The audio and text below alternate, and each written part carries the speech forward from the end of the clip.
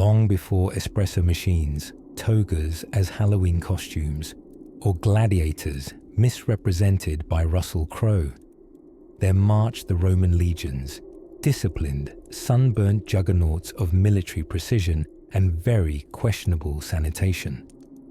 You've probably heard the triumphs of Roman conquest whispered through the halls of museums, or shouted dramatically by someone who's had one too many sips of Chianti at a Renaissance fair.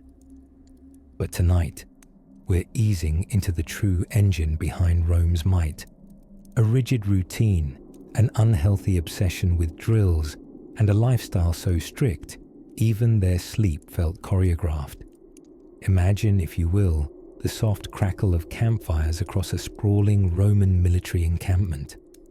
The scent of dry earth, pine smoke, and something faintly garlicky floats on the breeze, probably dinner or an overlooked foot. Here, hundreds of soldiers settle into another evening under the stars, but not a single one dares to nod off without boots neatly aligned, weapons oiled, and yesterday's sandals properly polished. Because in the Roman army, camera-ready toes might not win battles, but they certainly prevented punishment. At the ripe age of 17, or frankly, whatever age your village could no longer feed you, young Roman lads entered basic training. It was less like summer camp and more like a lifetime subscription to being shouted at. There were no participation medals in the legions. If you performed poorly, you might get flogged. If you performed excellently, you got to carry a 50-pound pack of gear farther and faster. Truly, reward was its own punishment. Their day began before sunrise. While the sensible world rolled over and pulled the covers higher, Roman soldiers were already on their feet, lacing their caligae, those iconic hobnailed sandals that made a sound like a polite thunderstorm on marble. Breakfast, a handful of wheat porridge, chewed reflectively while squinting at a javelin. It kept them regular, which, in the Roman army, wasn't just a digestive preference, it was practically a directive. Drills began immediately, and they were not the half-hearted exercises you might find in a sleepy gymnasium. Oh no, these drills were precise, repetitive, and typically done in full armor under the Mediterranean sun, which liked to roast its guests in 3 even layers. Soldiers practiced mock battles until their arms ached and their minds sang lullabies of spear thrusts and marching rhythms. They didn't just train, they engraved muscle memory with the force of a chisel, because to hesitate in battle meant someone else's sword finding its way into your thoughtful pause. The backbone of all this madness, discipline, disciplinia in Latin, a word whispered with reverence and a very straight back. Roman military discipline wasn't a suggestion. It was enforced through a famously strict code called Disciplina Militaris. And breaking the rules came with a creative buffet of consequences. Late to formation, that might be a flogging. Lose your equipment, a fine, or worse, disobey an order. That could summon a punishment so frightening it made lion pits seem like an Airbnb. And then there was decimation, a word that now means a great reduction. But originally, it meant this. If your unit displayed cowardice or mutinied, every 10th man was executed by his own comrades. That's right, a grim lottery of doom among friends. On the plus side, it did wonders for peer pressure and following orders. But punishment wasn't the only adhesive in Rome's battle glue. There were rewards too. Honor, shared victories, and the promise of fresh land or loot if you outlasted your spears and varicose veins. Roman veterans could retire with land, status, and the right to one-up every dinner party conversation for the rest of eternity. Oh, you're tired from the market. I once fought 15 Gauls with a carrot lodged in my shoulder. Still, what truly set the Roman army apart wasn't cruel punishments, or obsessive drilling. It was a hauntingly beautiful harmony. Every soldier knew his place. Every movement was deliberate. Like a symphony of sword-bearing dancers, they flowed in formations that confused and overwhelmed enemies. Even their camps were built with eerie consistency, each one designed identically, as if cloned by ancient military architects. Gates always faced the same directions. Roads were laid out with mathematical precision. There was even a designated latrine zone, reminding us all that good sanitation was as potent a weapon as spears. Nothing was left to chance. A Roman soldier could be blindfolded, marched into an unfamiliar camp, and still find the mess tent, the forge, and the bathroom before nightfall. This, more than any gladius or siege tower, was what made the Roman army unstoppable. Its rhythm, like the world's most militant lullaby. So now, as your thoughts begin to settle, and the sounds of the ancient training grounds grow softer in your mind, imagine the flicker of firelight on bronze helmets, the creak of leather armor as exhaustion gives way to dreams. The same feet that marched across continents now rest by the glow of a cooking pot steaming with lentils and distant ambition. If these stories help you drift off, please subscribe to the channel. It would mean the world to me. And before you fully fade into dreamland, I would love to know where you're listening from and what time it is there. Tomorrow brings more tales. But for now, you've earned your rest. It's dusk on the Via Appia, and the last golden shimmer of the Roman sun pools languidly on the horizon, like a sleepy cat stretching its paws across the cobblestones. And while you're getting comfortable under your covers or under your favorite anxiety-weighted burrito blanket, allow me to gently walk you, very slowly, in sandals, into the world of Roman military discipline. Namely, how a bunch of men wearing metal skirts and mysteriously oiled knees managed to conquer a fair bit of the known world.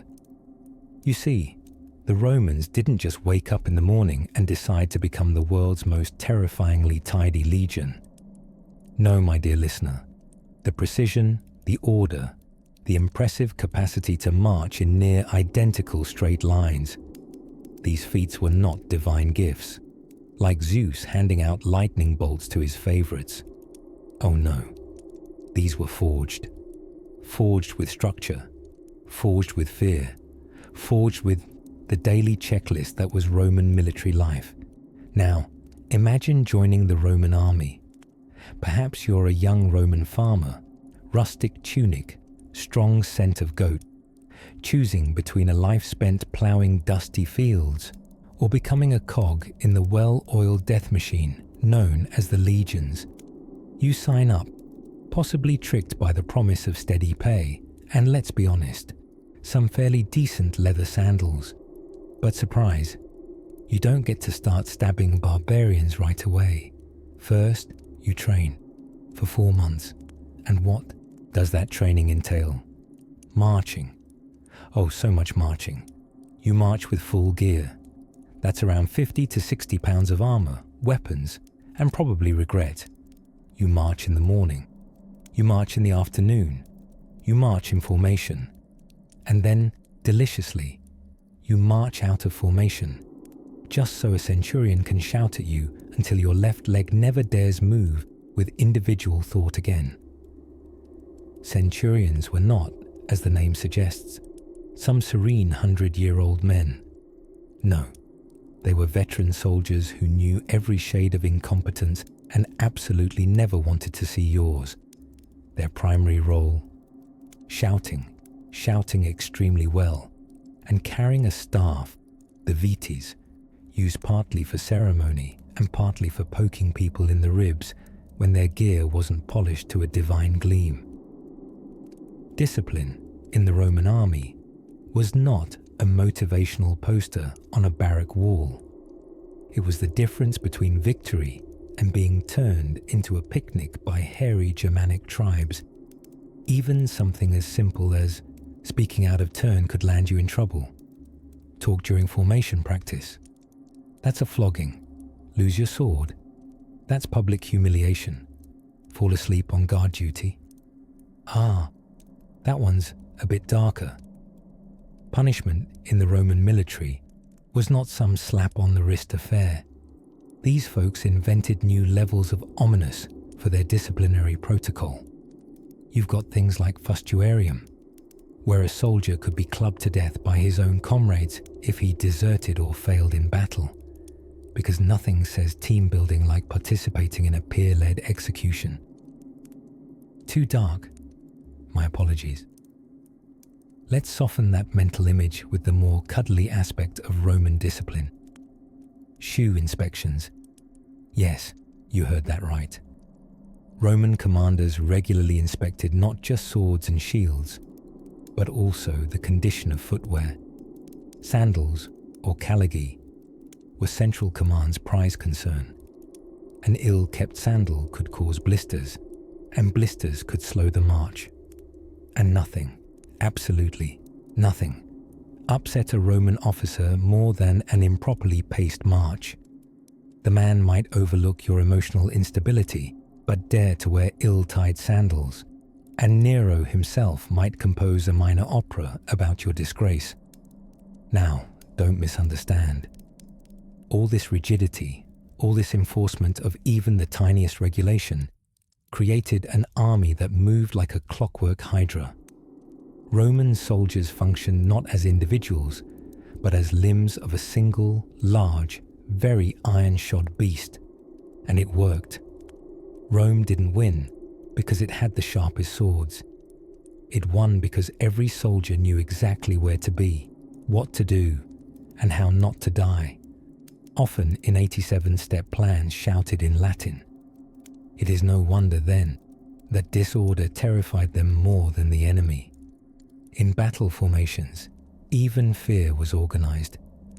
Soldiers learned to trust the man beside them, not out of sentiment, mind you, but because of long months where mistakes led to stern rebukes, or, at minimum, a very disapproving glare from a deeply unimpressed centurion. And so it was, that discipline, that charming mix of routine terror and polished sandals, became the unseen backbone of Roman military might. It wasn't glorious, it was just relentless. But of course, in Rome, no amount of discipline mattered without obedience. Immediate, unquestioning obedience, like when your commander tells you to build an entire bridge across a river, and you actually do it before dinner. But that is another story. You awaken in the soft haze of a Roman sunrise, not with the jarring trumpet of modern-day alarms, but with the quiet scrape of hobnailed sandals and the low murmur of disciplined men rising in unison. The Roman soldier's day did not begin with hitting snooze. It began with a quietly terrifying thing called disciplina militaris, military discipline with a capital D and a slightly menacing glint in its eye. Now, to the casual observer, which is to say, just about anyone not wearing segmented armor and a helmet shaped like a salad bowl, discipline might mean standing up straight and not forgetting your spear at home. But the Romans, oh no, they took it to divine levels. Serving in the Roman legions wasn't just a job. It was a lifestyle engineered to squeeze every drop of sloppiness from your soul, like pressing wine from an especially lazy grape. Let us examine the morning routine of a legionary. At the first sign of light, technically, when stars were still faintly visible, if you squinted and believed hard enough, the men assembled, not groggily, not one by one, no yawning, dawdling, or hiding under your woolen cloak, hoping to be overlooked. Everyone up, everyone out, in line, immediately. If you showed up late, the punishment could be inspirational, as in, it inspired everyone else to never do what you just did. There was flogging, extra duty, or even a cheerful little invention called decimation, which we'll come back to, but not too quickly, lest your dreams unravel. What's most impressive, and frankly a little exhausting just thinking about, is that these men didn't gripe. They didn't dare. Roman soldiers weren't allowed to grumble, mutter, or roll their eyes, eye-rolling being a dangerous rebellion of the cornea. Disrespect, after all, was the first slip on the slope toward chaos, and chaos did not belong in Rome's precise, olive-oiled vision of global conquest. Orders from a centurion were not suggestions. They were crisp, barked, and final. Think of your boss at work. Now imagine that same boss is 7 feet tall, stunningly mustachioed, and carries a vine staff he uses not for decoration, but to remind soldiers, physically, that good posture, punctuality, and obedience are the holy trinity of legionary life. And the punishments? Oh, dreamer, they were their own brand of bedtime reading. Let's return briefly to the cheerful horror that was decimation. This was reserved for times of outright mutiny or desertion, not for minor offences like chewing loudly or asking too many questions during a lecture on javelin aerodynamics. The word itself comes from the Latin decimus, meaning 10th, and it meant precisely that. If a legion disgraced itself, the entire unit would line up, and 1 in every 10 men would be selected by lot and executed, not by officers. No, that would be far too impersonal. Their fellow soldiers had to do the deed, which kept the lesson deeply memorable. This, dear listener, is not exactly the warm blanket of camaraderie you might expect from group bonding exercises, but in a certain Roman way, it worked. No Roman soldier needed reminding to behave after sitting through, indeed surviving, a round of decimation. Shocking, definitely. Effective, unnervingly so. But not all discipline was bloody or brutal. Much of it was simply relentless. Marching was done to a precise rhythm, like an ancient military ballet across the empire's sprawl. Soldiers had to maintain their kit in pristine condition, sandals polished, armor glinting. Even the famously unglamorous tunic had to be serviceable. Appearances mattered to Rome. It was, after all, an empire that liked its conquests efficiently managed and stylishly dressed. And in between the drills, punishments, and lectures on why disobeying orders was a fast track to existential regret, soldiers were kept busy building roads. Yes, dear sleeper, many of those famously straight Roman roads were not the result of urban planning commissions, but of bored, highly disciplined soldiers who had a few hours to kill. Some legions joked, though only internally, in very gentle, respectful chuckles, that road building was more punishing than combat itself. So now, as the sun fully crests the horizon over your mental Rome, the legions stretch their weary limbs, breakfast on bread soaked in vinegar wine, posca, an acquired taste, and prepare for another day of glorious order. But hold that thought and keep your eyes heavy. Discipline may have kept the soldiers acting like clockwork, but what kept them loyal? What bound these men to each other in dusty camps far from home, under foreign stars and unfamiliar moons? We'll tiptoe there soon, but for now, rest easy in the knowledge that at least no one will be selecting every 10th blanket on your bed tonight. While most of us associate discipline with childhood piano lessons, or being denied dessert over minor infractions such as drawing on the cat, the Roman military took discipline to an entirely different level, one more befitting a serious empire than a sticky kitchen table.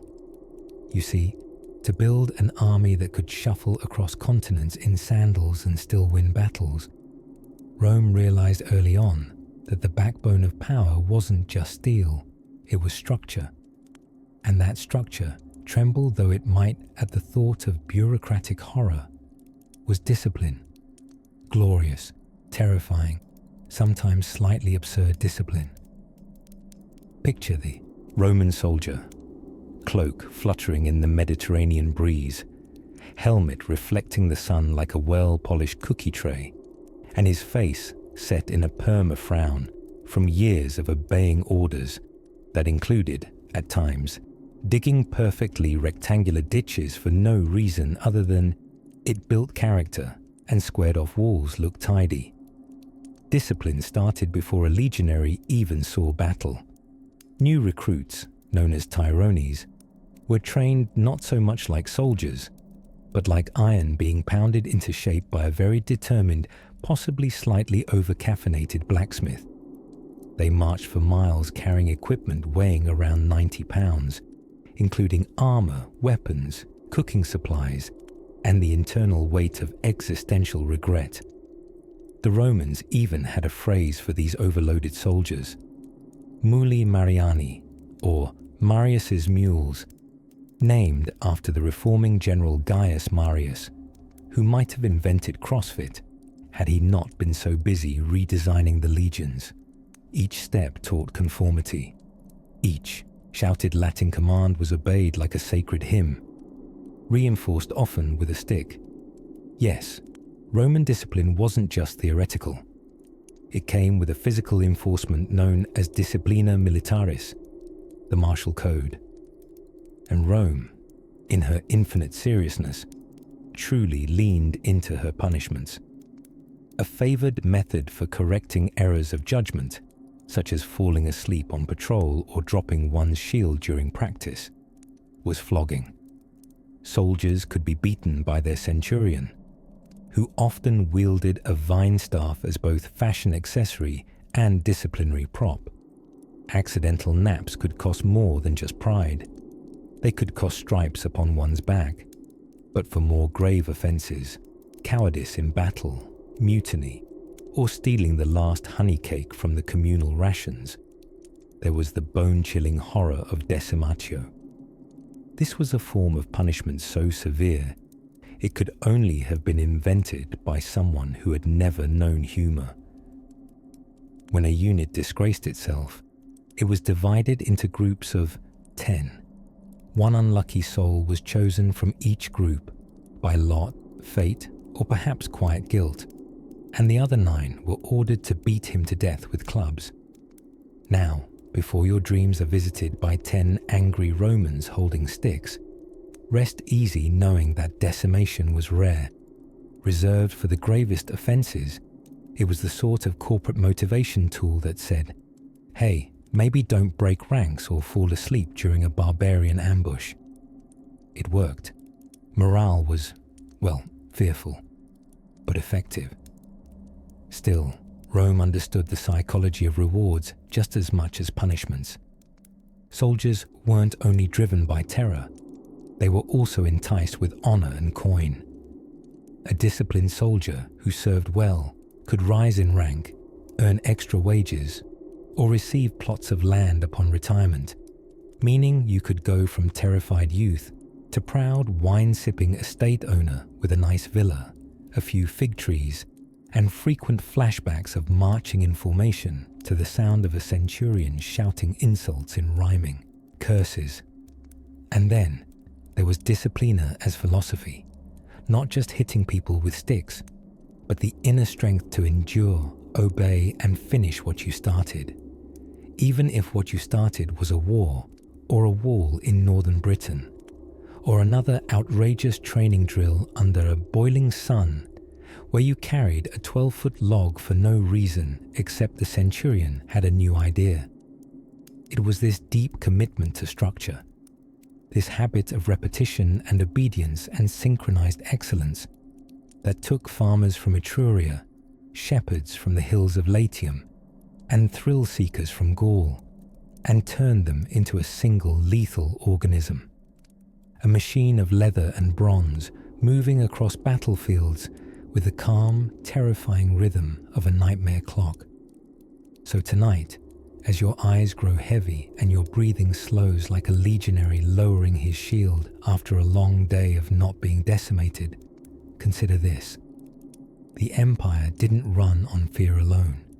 It ran on an obsession with order, an obsession that could turn men into soldiers and soldiers into legend.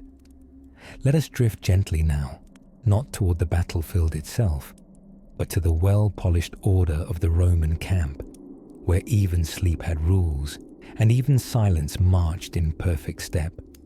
Few words send a chill down the spine, or perhaps more accurately, cause a soldier to instantly sit up a bit straighter, like the Latin phrase disciplina militaris. To us, it may sound like a lovely name for an herb found in an apothecary, but to a Roman legionary, it was the heartbeat of survival, success, and not being thrown into a pit with your more enthusiastic comrades. You see, Roman military discipline wasn't just about marching in straight lines or remembering when to shout testudo before making a turtle-like shield formation. No, Roman discipline was a finely sharpened blade, a psychological edge tempered with absolutely terrifying consequences should one be caught snoozing on duty or, horror of horrors, misplacing one's gladius. Let's begin with what might be the most alarming punishment ever put forth by a people famed for inventing plumbing: decimation. No, not poetically meaning great destruction. The Romans were, as usual, distressingly literal. If a unit was caught mutinying, or even behaving with embarrassing cowardice, the punishment wasn't just a stern talking to and fewer grapes at dinner. Instead, 1/10 of the unit was sentenced to die by drawing lots. Yes, it was a team-building exercise where the prize was being beaten to death with sticks by your fellow soldiers.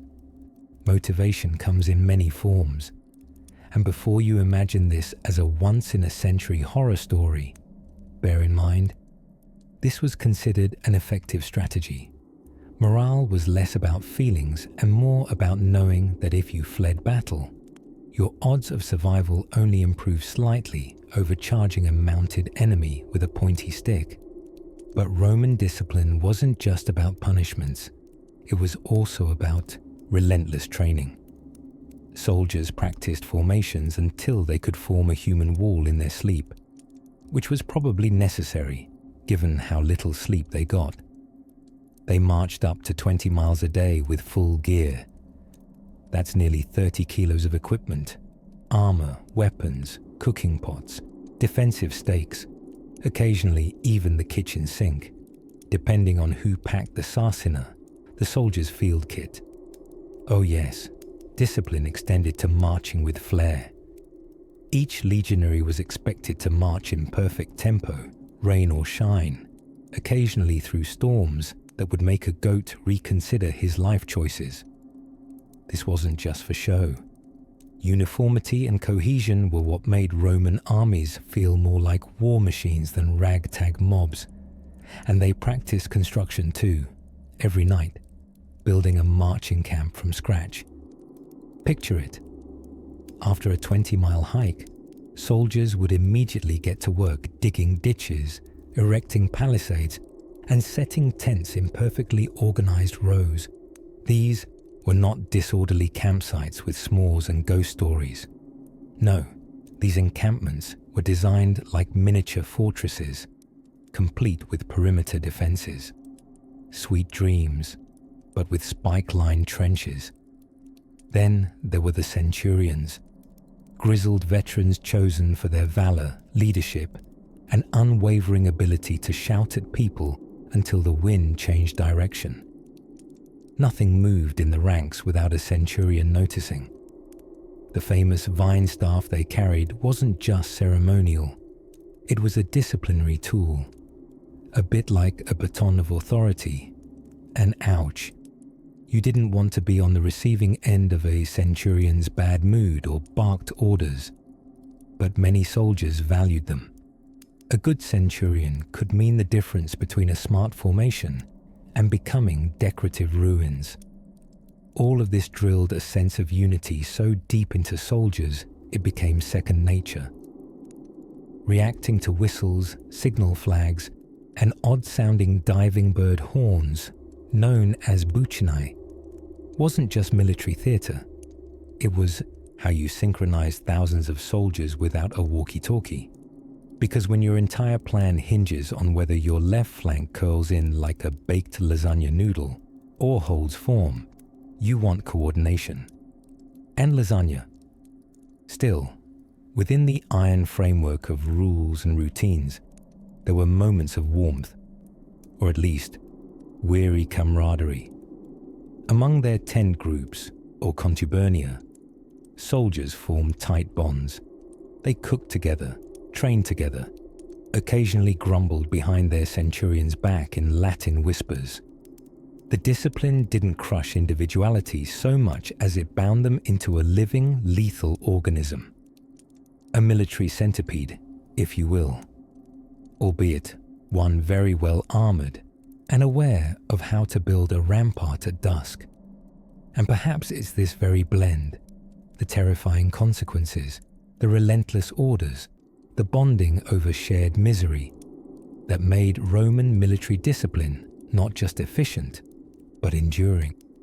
A thing of legend, a bedtime story for those who dream not of sugar plums, but of phalanxes and well-sharpened javelins.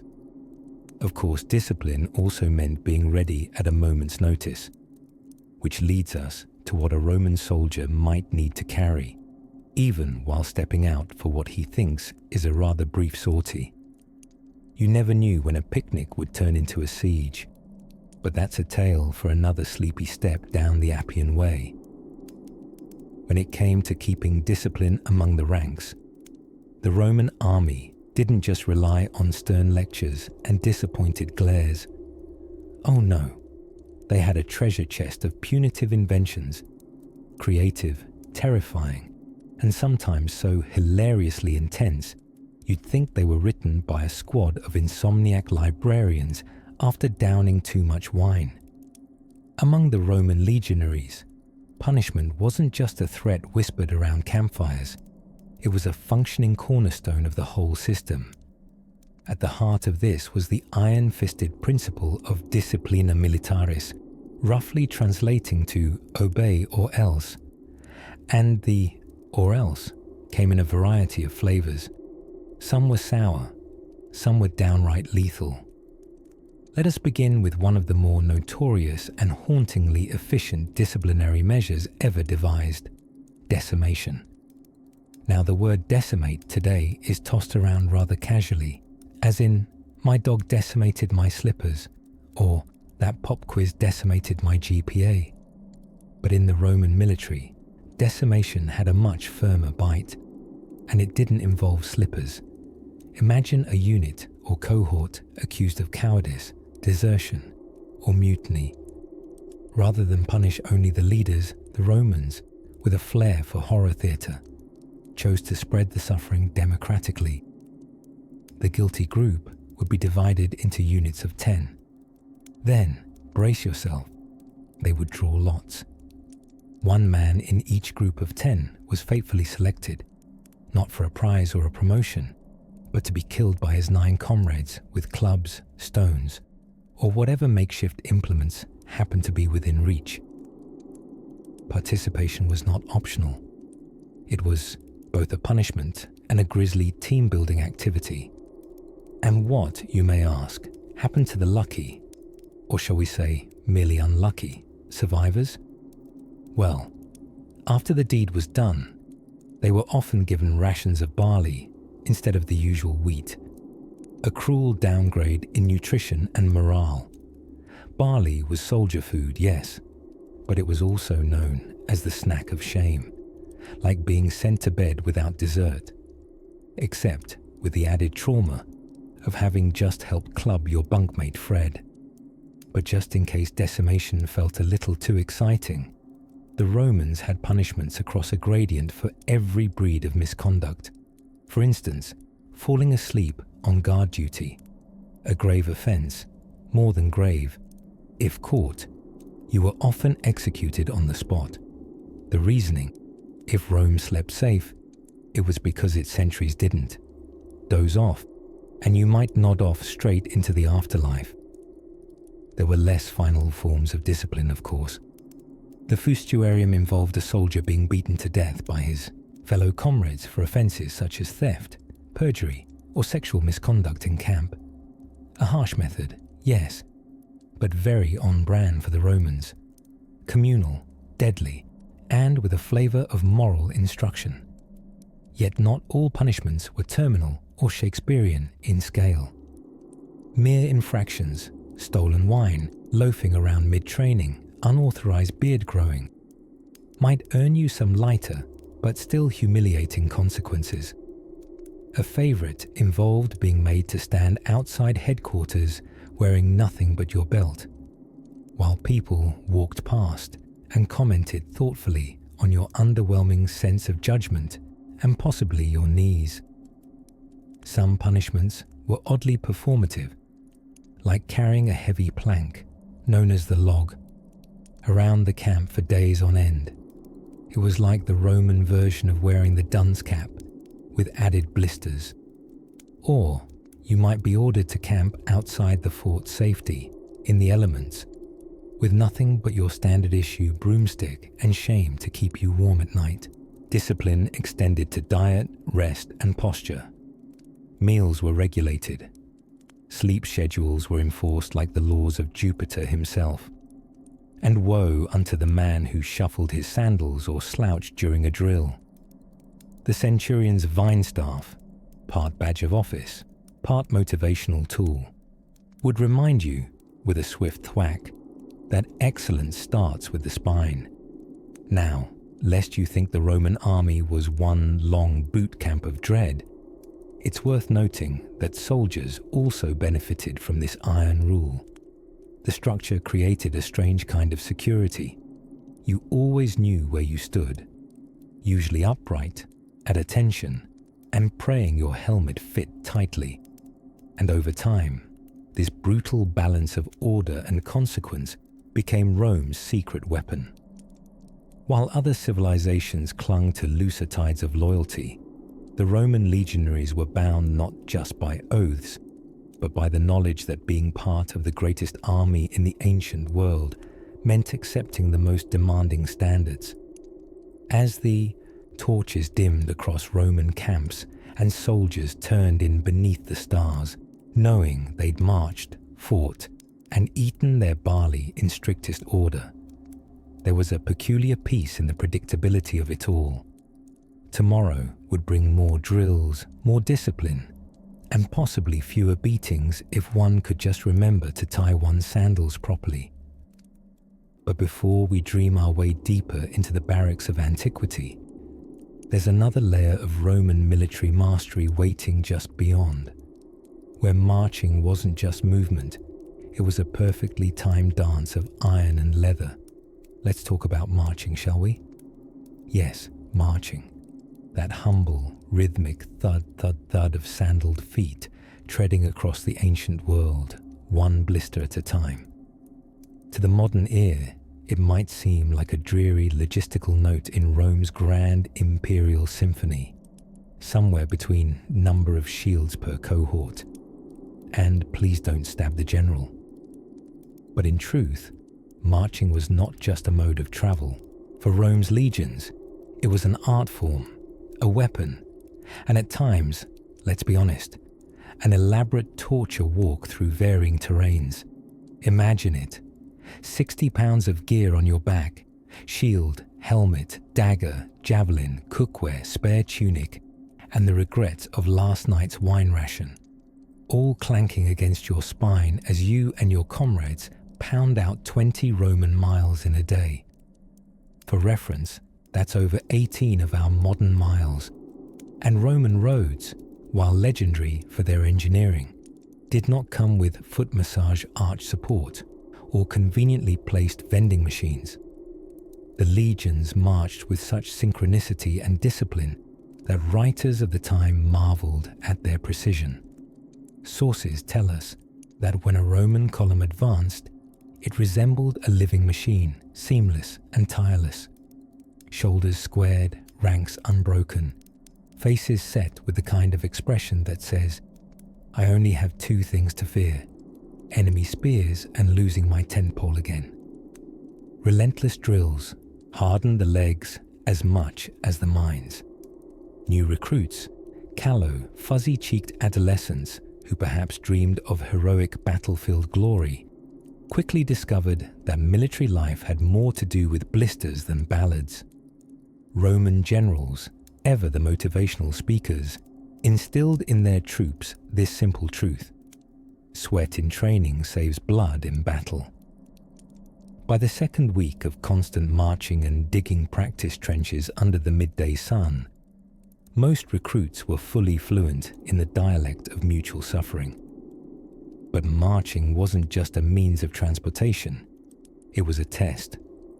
Officers routinely pushed their men to complete force marches known as iter magnum or iter justum, with miles assigned like casual curses. Let's see if you can still smile after 30. Even more entertaining, for the officers at least, was the per decursum, a full military parade in battle gear over challenging terrain, just to keep things spicy. Imagine practicing for battle, in battle, gear for no battle. Commanders were constantly assessing endurance, formation maintenance, and how likely a centurion was to keel over from mild sunstroke. If a soldier lagged, punishments ranged from stern rebukes to things far less delightful, like extra guard duty or a creative application of the fustuarium, that infamous stick-based disciplinary system best summarized as, "You don't want to know, just keep marching." Still, order was everything. Files and ranks remained immaculate, with veterans keeping the younger marchers in line, sometimes by example, sometimes by harsh whispers that could peel varnish off a tribune's ego. The goal was movement guided not just by feet, but by will, a unified purpose that seemed to turn even a dusty road into a conduit of empire. And oh, the camps. Each day's march concluded not with a cheerful rest, but the building of a fort. Yes, imagine you've walked all day, and your reward is shovels. Fortification was a nightly ritual. Ditches were dug, palisades erected, and tents raised in exacting order. Every soldier knew his position, northwest corner, fourth line, as if home was wherever his sleeping mat fit squarely in military symmetry. Even their dreams, we suspect, were organized by cohort. But discipline had a rhythm to it. Over time, the fatigue dulled into steadying routine. The body trained itself. Footfall, breath, spear tilt, curse muttered toward the sun.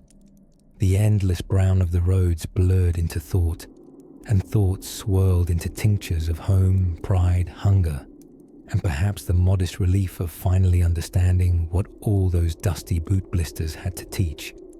Endurance wasn't just muscle, it was mindset, ritual made flesh. As the sun dipped toward the horizon and the legionnaires set down their burdens beside smouldering campfires, you might hear the soft tune of a flute or the quiet grinding of wheat. The mood relaxed, but only just. Sandals were unlaced, wounds tended, jokes passed between tents like contraband optimism. And when slumber came, it came hard and deep, to soldiers who had mastered the art of marching not just across miles, but across the very terrain of discipline itself. Now, let's follow them, not with aching legs, thank heavens, but with curiosity, as we drift into the curious rituals that awaited them in the more stationary parts of life. Tent clusters, fire watches, and what exactly happened when someone snored a little too loudly inside a tightly packed sleeping formation.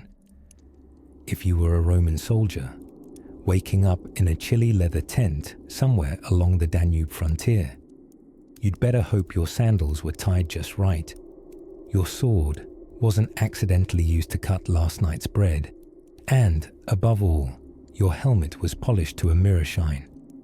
Because in the Roman military, discipline wasn't just a matter of pride, it was survival, and not just your own, your entire cohort's. You see, Roman discipline wasn't your modern-day do your job and show up on time kind of discipline. No, this was the obsessive, sleep with one eye open variety, curated and perfected into what the Romans called disciplina, a deep, sacred devotion to the rules, like religion, but with spears. Take the decimetio, for example, a charming little custom to encourage courage. If a unit showed cowardice in battle, a truly scandalous embarrassment in Roman eyes, the general had every right to punish it with this brutal math lesson. He'd line up the offending soldiers, count them off in groups of 10, then make each group draw lots. The unlucky 10th man, executed by his own 9 comrades. Now, before you recoil entirely beneath your cozy blanket, rest assured, decimatio was rare. It was really the ancient Roman version of writing your name on the board with a sad face next to it.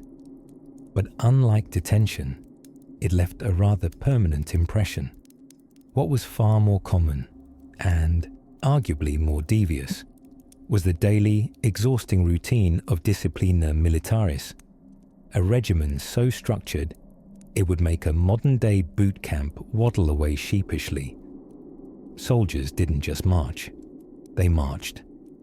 20 miles in full gear, under the blistering sun, often singing songs of questionable taste that the historians have politely declined to preserve. Each soldier carried a kit that weighed nearly as much as a small mule. A pan, a spade, a saw, stakes for building the nightly camp palisade, some dried chickpeas, and of course, their trusty gladius. If you dropped your spear mid-march, no one stopped to help you. The real punishment was having to sprint 20 paces ahead of the formation and stay there until you learned your lesson. And if you tripped while doing that, well, ancient Roman comedy wasn't subtle, but discipline wasn't built entirely on fear. Well, not just fear. It was also bound up in ritual, camaraderie, and an almost artistic obsession with uniformity. Every aspect of a legionary's conduct was measured. Shields had to be held at just the right angle. Formations had to be perfectly rectangular, and camps were laid out with such geometric precision that modern archaeologists sometimes use them as graph paper. Roman military camps were raised every evening like clockwork, with each tent pitched in the same place relative to the commander's tent, no matter how deep into Gaul or Chile Britannia they found themselves. Routine bred certainty, and certainty in a world of ambush-happy Germanic tribes and suspicious snake gods meant calm. Even sleeping arrangements were regulated. Soldiers bunked in groups of 8, called a contubernium, which sounds like a very serious term for grown men snoring in close quarters. They shared everything. Mess kits, tents, firewood, even gossip, which, while not officially listed in ancient military protocol, was clearly an essential part of cohesion. But among the most curiously enforced elements of Roman discipline was silence, not merely in the philosophical sense, although the Stoics certainly had their influence, but in the literal one. Roman soldiers were drilled in the art of quiet movement, especially at night. There are stories of entire cohorts changing formations silently, stepping over sleeping comrades, with only the soft clink of armor and the occasional curse whispered at a stubbed toe breaking the stillness. This allowed them to strike like ghosts on the battlefield, swift, cunning, and terrifyingly organized. It's easy to forget now, tucked under a blanket with a carefully dimmed light, that the Romans mastered warfare not through brute strength alone, but through relentless regulation. A legion was a symphony of order, and each soldier, no matter how footsore, tone-deaf, or afraid, knew exactly what note to play. As the firelight of our historical campsite flickers dimly on the canvas of Roman tents, you can hear the shuffle of practiced feet, the modest rustle of discipline, precision, and a bit of unresolved flatulence under all that armor. The legion was ready, always ready, because discipline wasn't drilled into them. It was forged. Now, allow your mind to drift gently down the winding roads of their empire, where boots met dust in time with drum beats, and even the sleep was structured. There's more to this tale, like the curious, almost theatrical punishments for breaking rank, which, oddly enough, often involved bees, but that's a story worth dreaming into. While most ancient armies might have been content with giving their soldiers a spear, a shield, and a vague sense of direction, the Roman military was far less improvisational. They did not simply stumble into glory. No, they had rules. So many rules, in fact, that a Roman legionary might spend more time reciting regulations than actually poking enemies with pointy things. Take, for example, the fine art of marching, not just a necessary evil to get from point A to conquered civilization B. No, marching was an orchestrated, highly disciplined exercise. In fact, a good Roman soldier could march 20 miles in 5 hours with full gear. That's roughly the weight of one very angry corgi sitting on your shoulders, 15 watermelons strapped to your torso, and a miniature bronze temple for good luck, all while keeping perfect formation. And if your shoelace came untied mid-march, there were no shoelaces. Sandals called caligae were all the rage, open-toed, hobnailed, and fashionably militant. But don't let their rustic charm fool you. If a soldier's caligae weren't properly maintained, he could be punished for what the Romans considered a grave offense, dishonoring the collective feat of the Republic. But discipline wasn't just about footwear and stride. Camps, for instance, had to be constructed every evening with geometric precision. The standard rectangular base camp, called a castrum, was laid out as if planned by a celestial city planner with a compass obsession.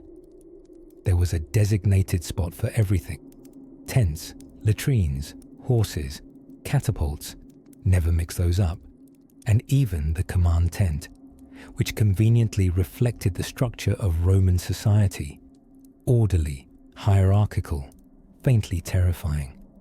And these camps weren't casual affairs.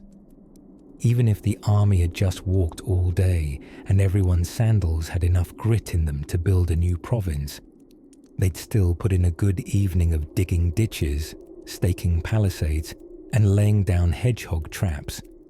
Okay, not literally, but the defenses could make a hedgehog blush.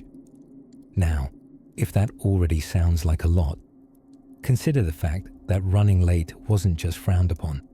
It could cost you a beating, or worse. Roman discipline went hand in hand with the charmingly titled punishment called fustuarium. This involved the condemned soldier being beaten to death by his fellow legionaries using blunt sticks. It was usually administered for crimes like desertion or falling asleep on sentry duty. Yes, you heard that correctly. Nod off at your post, and your comrades would ensure you never did again. Irony, with a very sharp point. But let's not forget that not all Roman punishments were death-related. Some were more, shall we say, motivational. If a unit performed disgracefully in battle, they could be subject to decimation, an oddly mathematical and extremely unpleasant method of recalibrating morale. The unit would be divided into groups of 10, and each group would draw lots. The unlucky one had to, well, not draw anything again, ever. His 9 comrades would then bludgeon him with clubs, presumably while muttering, Nothing personal, Marcus. It sounds ghastly, and it was. But the idea behind this was to remind soldiers that letting down their fellows could be far more dangerous than facing the enemy. It created a tight-knit unit, where each man's survival depended on the others doing their job tenaciously and staying very much awake. To counteract the grimness, Roman commanders often paired rigidity with rewards. Valor in combat brought promotions, extra rations, and even land to retire on when one's conquering days were done. There were golden armbands, silver discs to wear on one's armor, and the ever-popular laurel crown, useful for both bragging rights and looking like an exceptionally victorious salad.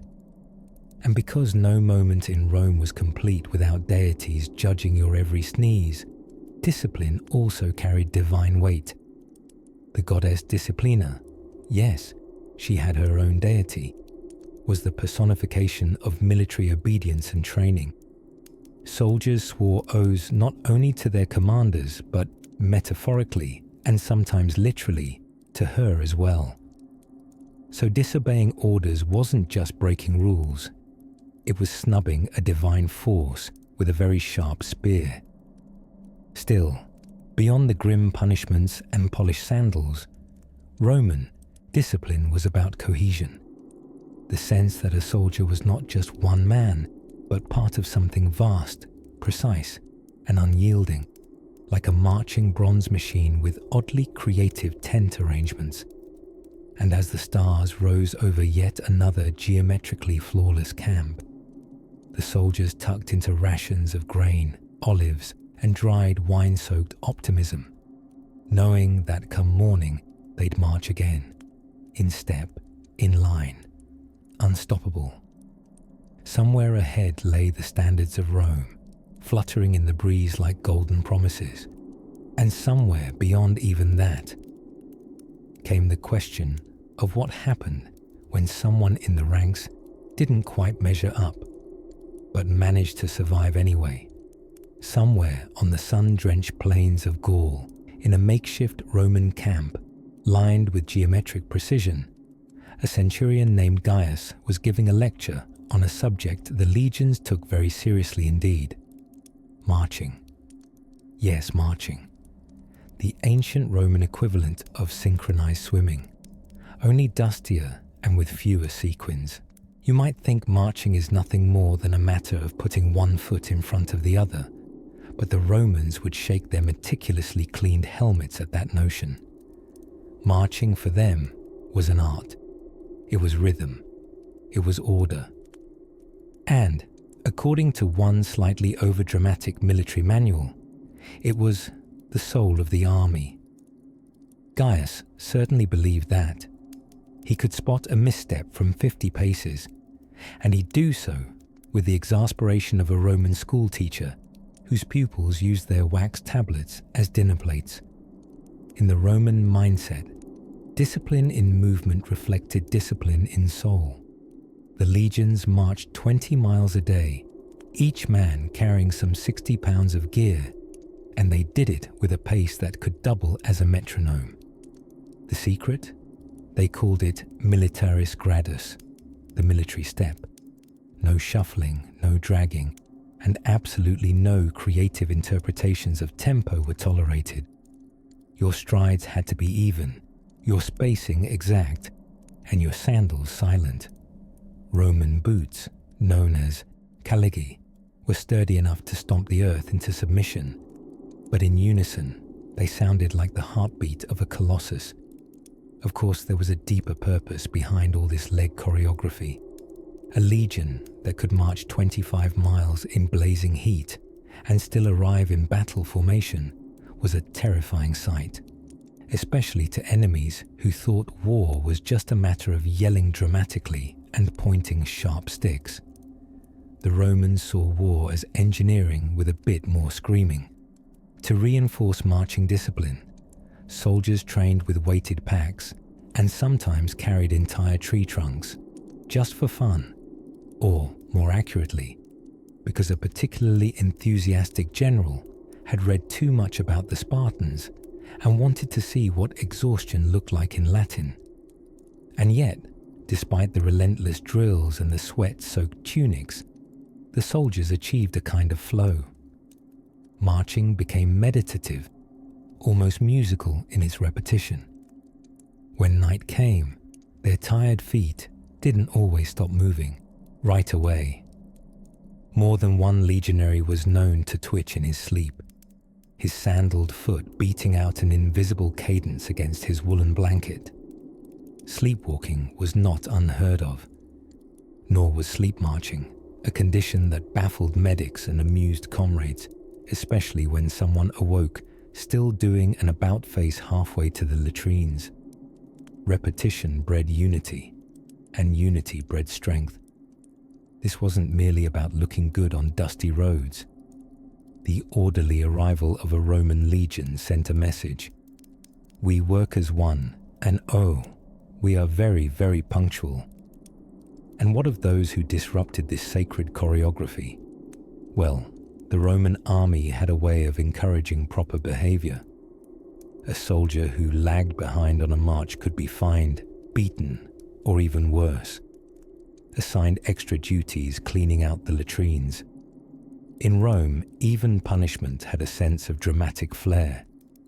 Imagine being told that your penance will involve removing what no one else dares touch, with a broken amphora and a grim expression.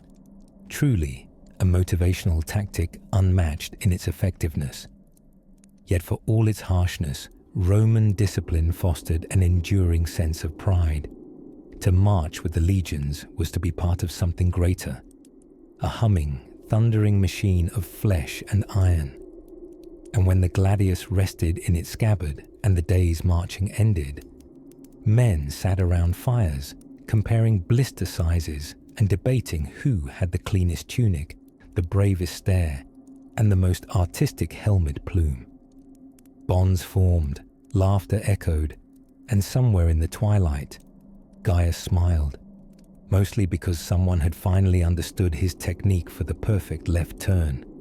So the next time you walk in a straight line, remember, somewhere, a Roman centurion is evaluating your posture, and as the stars blinked gently above that distant camp, the soldiers finally drifted into their well-earned slumber, the rhythmic echo of marching still whispering sweetly in their dreams, where tomorrow's test would be less about feet and more about formations. But that, of course, is another quiet step ahead. By the flickering torchlight of an ancient Roman outpost, somewhere between the scent of olive oil and unwashed tunics, we find one of the secret ingredients of Roman military success, what you might call the empire's version of quality control, via marching. Yes, marching.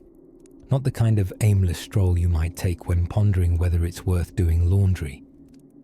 This was the kind of walking that slapped the soles off sandals and drummed discipline into every leg muscle a young Roman lad never knew he had. You see, Roman soldiers didn't casually amble into battle. No, sir, or ma'am. They trained for it, rigorously, repetitively, and with an enthusiasm that would make your local gym instructor weep with admiration and possibly fear. It all started with a march, or rather, the march. Capital T, capital M. Recruits were expected to complete a training march of at least 20 Roman miles, roughly 18.4 of our modern, less heroic miles, in 5 hours, in full battle gear.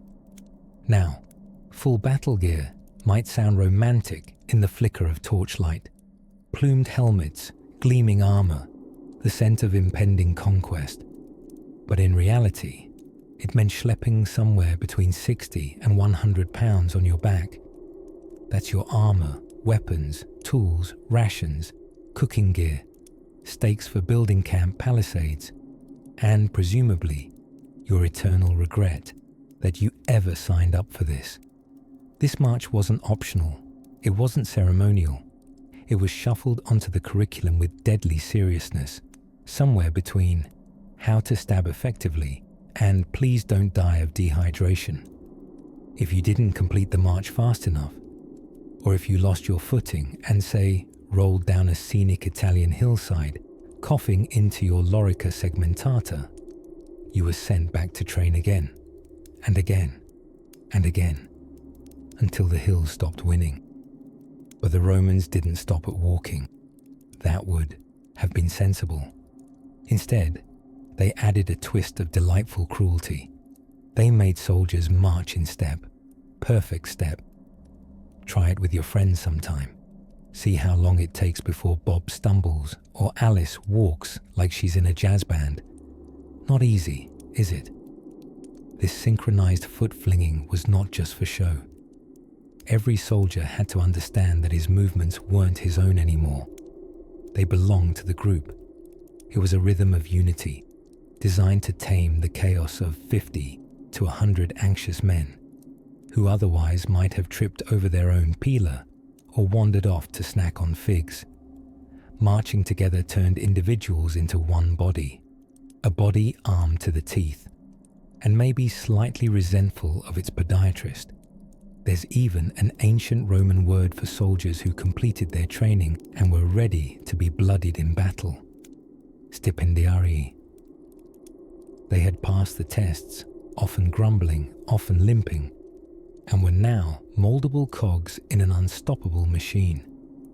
On average, new recruits trained for 4 months straight, day after dusty day, marching, sparring, building things, breaking things, repairing the things they broke, and then asking politely if they could sleep under something not made of ants. Interestingly, they also practiced decamping and setting up fortified camps in a matter of hours after marching 20 miles. Think of it as Roman Airbnb, but you build it yourself, with stakes, sweat, and a dash of engineering genius. The result? Roman soldiers could fall asleep each night behind fresh palisades, guard towers, reinforced ditches, and probably a few annoyed dinner smells wafting from cookpots. It was all a symphony of control, repetition, and sheer stubbornness. The kind that can turn a peasant from Gallia with zero combat experience into someone who could march into Britannia with windburn, aching calves, and flawless formation. Even their footwear was optimized. Hobnailed sandals called caligae, sturdy, breathable, and ready to chew through. Miles of road and a modest amount of dignity. Soldiers even had a nickname because of them: Caligati, which sounds like a traveling Italian improv troupe, but actually means, rather adorably, booted ones. Tough boots, tougher feet. And yet, here's the dreamy part. All that military striding meant the roads had to be straight, strong, and stubbornly paved, which means that long after the legions vanished into myths and poetry, their roads remained, quiet, cobbled testaments to feet that walked with purpose, discipline, and the promise of a warm fire at day's end. So as our legionaries bed down next to the latest trench, they accidentally dug too deep. Let us drift with them into slumber, soothed by the soft rhythm of disciplined feet and ancient hobnails echoing across history. Don't worry, there's more snoozy precision and Roman perfection waiting just around the bend as we find out what happened when soldiers misbehaved. Roman military camps were a marvel of order. Tiny cities of canvas and discipline, popping up overnight like mushrooms after rain. If said mushrooms were armed to the teeth and capable of launching siege weapons before breakfast. By now, you may have guessed that the Roman legions didn't just march around Europe for the cardio. Their real secret weapon, beyond the pillar, that's their fancy javelin, and the impressive abs, was meticulous organization. And nothing exemplified this more plainly than the camp, or, as the Romans would say, the castra.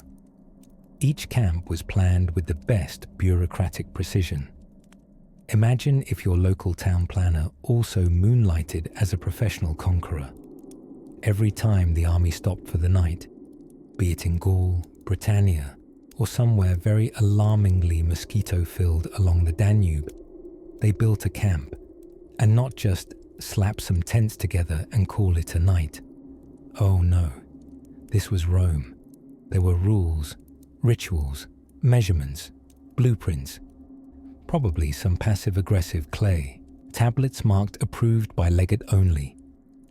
First, the surveyors, a special crew known as metatores, would march ahead to scope out the site. They decided where the main roads would go, where the tents would rise, and where to dig the latrines. Arguably, the most crucial of all strategic considerations. After all, a constipated legionary is not an effective legionary.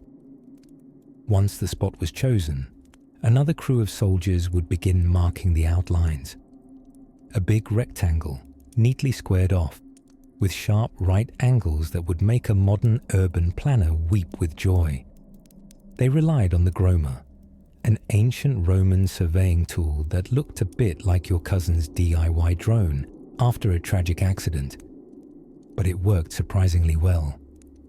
At the very heart of the layout sat the praetorium, the tent of the commanding officer, facing the entrance. This was basically the penthouse suite of the camp, except instead of room service you had centurions, and instead of a mint on the pillow, you probably had military strategy scrolls and stress. Next to the commander's tent were the principia, the headquarters, where sacred standards were kept. These weren't your average flags.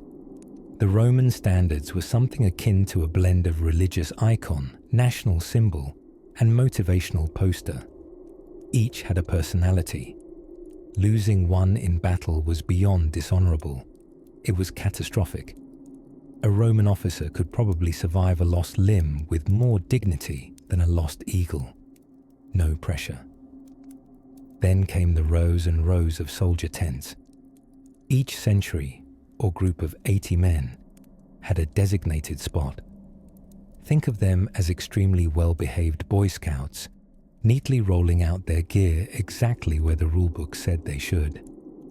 And make no mistake, there was a rulebook, or at least stern centurions with very good memories and very loud opinions. Between rows, wide roads ran like tidy aisles, the Via Principalis and Via Praetoria. Good Roman Latin for the main street and the important street, but more so. This meant soldiers could mobilize quickly in an emergency, or acquire a late-night snack from the camp cook if the mood struck, assuming rations of porridge and boiled barley stirred such urges. Now, we cannot forget the ditch. Ah yes, the humble defense trench. Every Roman camp had one, dug by soldiers at the end of a long march, using tools they carried as faithfully as their shields. The outer earthworks were then built up into a berm or wall, often reinforced with a wooden palisade. So while you might think the soldiers should have been resting their weary, battle-worn feet, they were usually breaking a sweat building fortifications with all the enthusiasm of men who quite liked not being surprised by Gauls in the night. But why go to all this effort for just one night? Well, discipline and predictability made for a safer army. The Romans knew that a soldier who slept in safety woke up ready to conquer someone by lunchtime. And in its own hypnotic way, this nightly rhythm, march, camp, dig, sleep, became not just tradition, but comfort. Like a lullaby of labor, whispering, "You are in Rome's embrace," and Rome does not tolerate uneven tent lines. Even in the face of the unfamiliar, the cold, or the suspicious local cuisine, the camp provided stability, a little rectangular slice of civilization plopped into the middle of hostile territory. Beautifully symmetrical, thoroughly organized, and deeply Roman. And tomorrow? Well, tomorrow began with the trumpet call. or perhaps the splash of grated cheese into a pot of onion stew. Either way, the camp would vanish just as quickly as it appeared, leaving behind only footsteps, latrine pits, and, presumably, a few misplaced sandals. But before sunrise, there was still time for one last check of the palisade, one last snore beneath woolen blankets, and one last dream of home, or victory, or perhaps the camp cook learning how to use seasoning. Let us drift forward now to a curious little rule about soldier pay that, oddly enough, involved deductions for your own uniform. As dusk fell across the Roman Empire, casting long imperial shadows over cobbled roads and glinting off the polished cheekplates of helmets, Roman soldiers were not reclining on velvet cushions or solving philosophical riddles beneath olive trees. Instead, they were most likely scrubbing their boots, polishing their armor to outshine Apollo's smile, or engaged in a deeply unromantic activity known as digging. Yes, digging. You see, Roman soldiers were not just trained to fight. Oh no, they were trained to be the world's most dependable, sword-wielding construction crew, because in the world of Roman military discipline, every man was part soldier, part civil engineer, and part extremely tidy pack mule. Welcome to the world of castrametation, the highly detailed Roman art of making military camps so efficient they'd make modern urban planners cry tears of awe.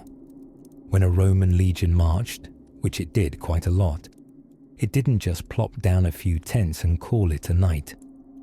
No, each night became a precise performance, like building a pop-up city out of canvas and discipline. Every camp followed the same design, a grid so exact it would trigger the delight centers of any geometry lover's brain. First came the digging. Every single camp, yes, every single one, was surrounded by a ditch and a rampart. Because if you were going to sleep among wolves and Gauls and the occasional javelin-happy Celt, you might as well do so behind an earthy wall. And these soldiers didn't dig with fancy tools or motorized help, just shovels, sweat, and centuries of strict orders handed down by grim-faced centurions with no patience for shortcuts or interpretive trench digging. And let me assure you, getting the ditch wrong was not recommended. The Roman word for oops, I miscalculated was punishment, and they had quite the fondness for it. Mistakes weren't met with a pat on the back and a motivational speech. They were met with things like fustuarium, which sounds like some kind of Mediterranean salad dressing, but was, in fact, death by clubbing. Yes, unpleasant, but very motivational. Now, inside the walls, order reigned supreme. Tents were aligned like chess pieces. Every cohort had its designated area. The centurions, their own mini-kingdom, and the commanding general, a plush, centrally located praetorium tent that doubled as headquarters and power nap center. Cooking areas were assigned. Latrines, my dear listener, even those were in strictly designated spots, usually far enough away not to offend Saturn, but close enough to remain convenient. Because even in ancient history, nobody wanted to walk a half mile at 3 a.m. in full armor because nature called. Now, why the obsession with discipline in camp building? Well, for starters, it was preparation. If an enemy attacked unexpectedly, a Roman soldier didn't flail around looking for his boots. He knew exactly where everything was. Even the emergency spoon, one suspects. This predictability was a strength, like muscle memory in soldiers who were sore from yesterday's forced march and tomorrow's forced march, but could find the latrines at midnight without tripping over their comrades' sleeping feet. But that wasn't all. Building camps made soldiers tired. Really, really tired. which is handy when you're managing several thousand protein-fueled spear-carrying young men who, if left idle, might start sharpening things purely out of boredom and menace. Better to give them work, digging a ditch, not glamorous, but it beat the chaos of idle legions writing graffiti on aqueducts. Oh, and the discipline wasn't just physical. Even music had its role. Trumpet calls, played on curiously curved Roman horns called tubae, signaled everything from drop what you're doing and form up to dinner is served, and by dinner we mean a bread brick and some olives. Each note embedded in the soldiers' minds like a lullaby from Mars, the god of war. Through repetition and routine, the camp embodied a Roman soldier's world, clean-cut, predictable, and absolutely allergic to freelancing. It was a sanctuary of order, thanks to rules enforced so ruthlessly that even the sturdiest barbarians marveled at Roman discipline and probably thought twice before conducting a surprise attack at bedtime.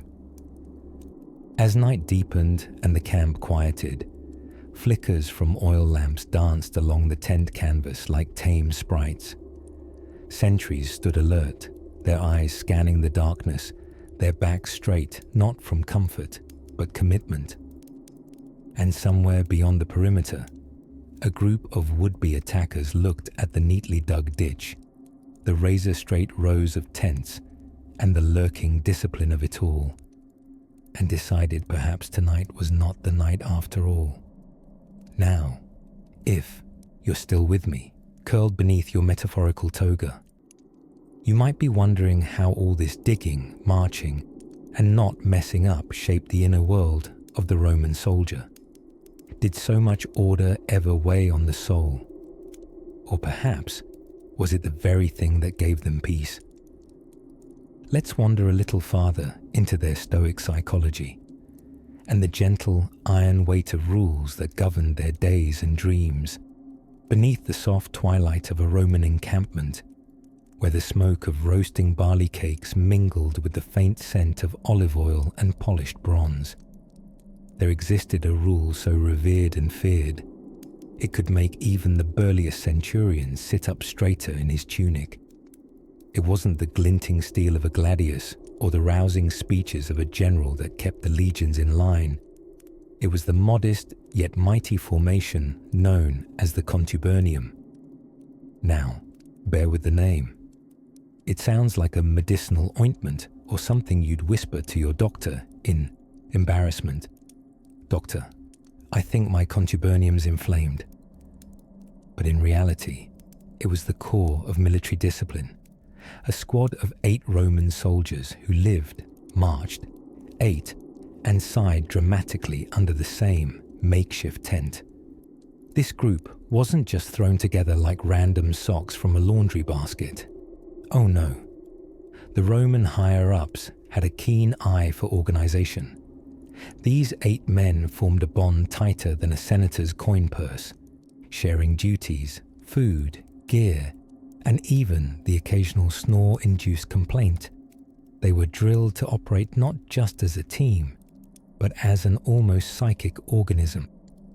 If one tripped in the mud, the others felt it in their sandals, and heaven forbid one of them forgot to sharpen his gladius or skipped shield maintenance in favor of extra sleep. That wasn't just his problem. It was the entire contubernium's headache. Roman discipline didn't believe in individual failure. Everyone succeeded, or everyone did push-ups, until their ancestors felt the burn. But discipline didn't stop at sharpened swords and synchronized marching. The daily routine of these soldiers was more precise than a sundial at high noon. Each sunrise began with a trumpet call, not the jazzy type, mind you, but a loud and brassy blare designed purely to yank you from dreams of wine and victory. No snooze button, just sheer bone-deep responsibility. Once awake, the men tidied their tents with a fervor that would make a modern drill sergeant weep tears of joy.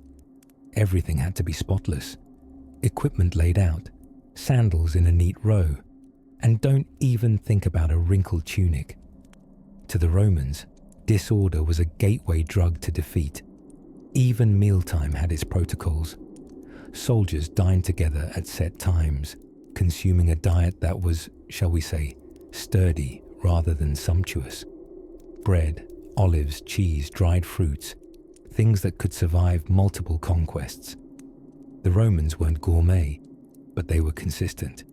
And after all, who needs truffle risotto when you have the satisfaction of a perfectly straight pillar?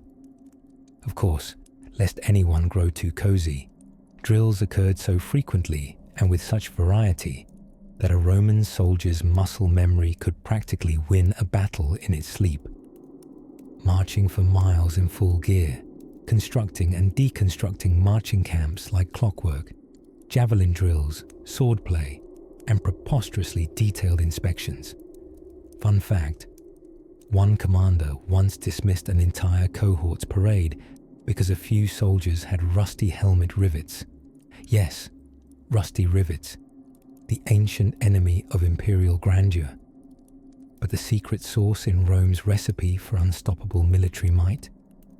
It wasn't just the drills or the marching or the group bonding through shared blisters.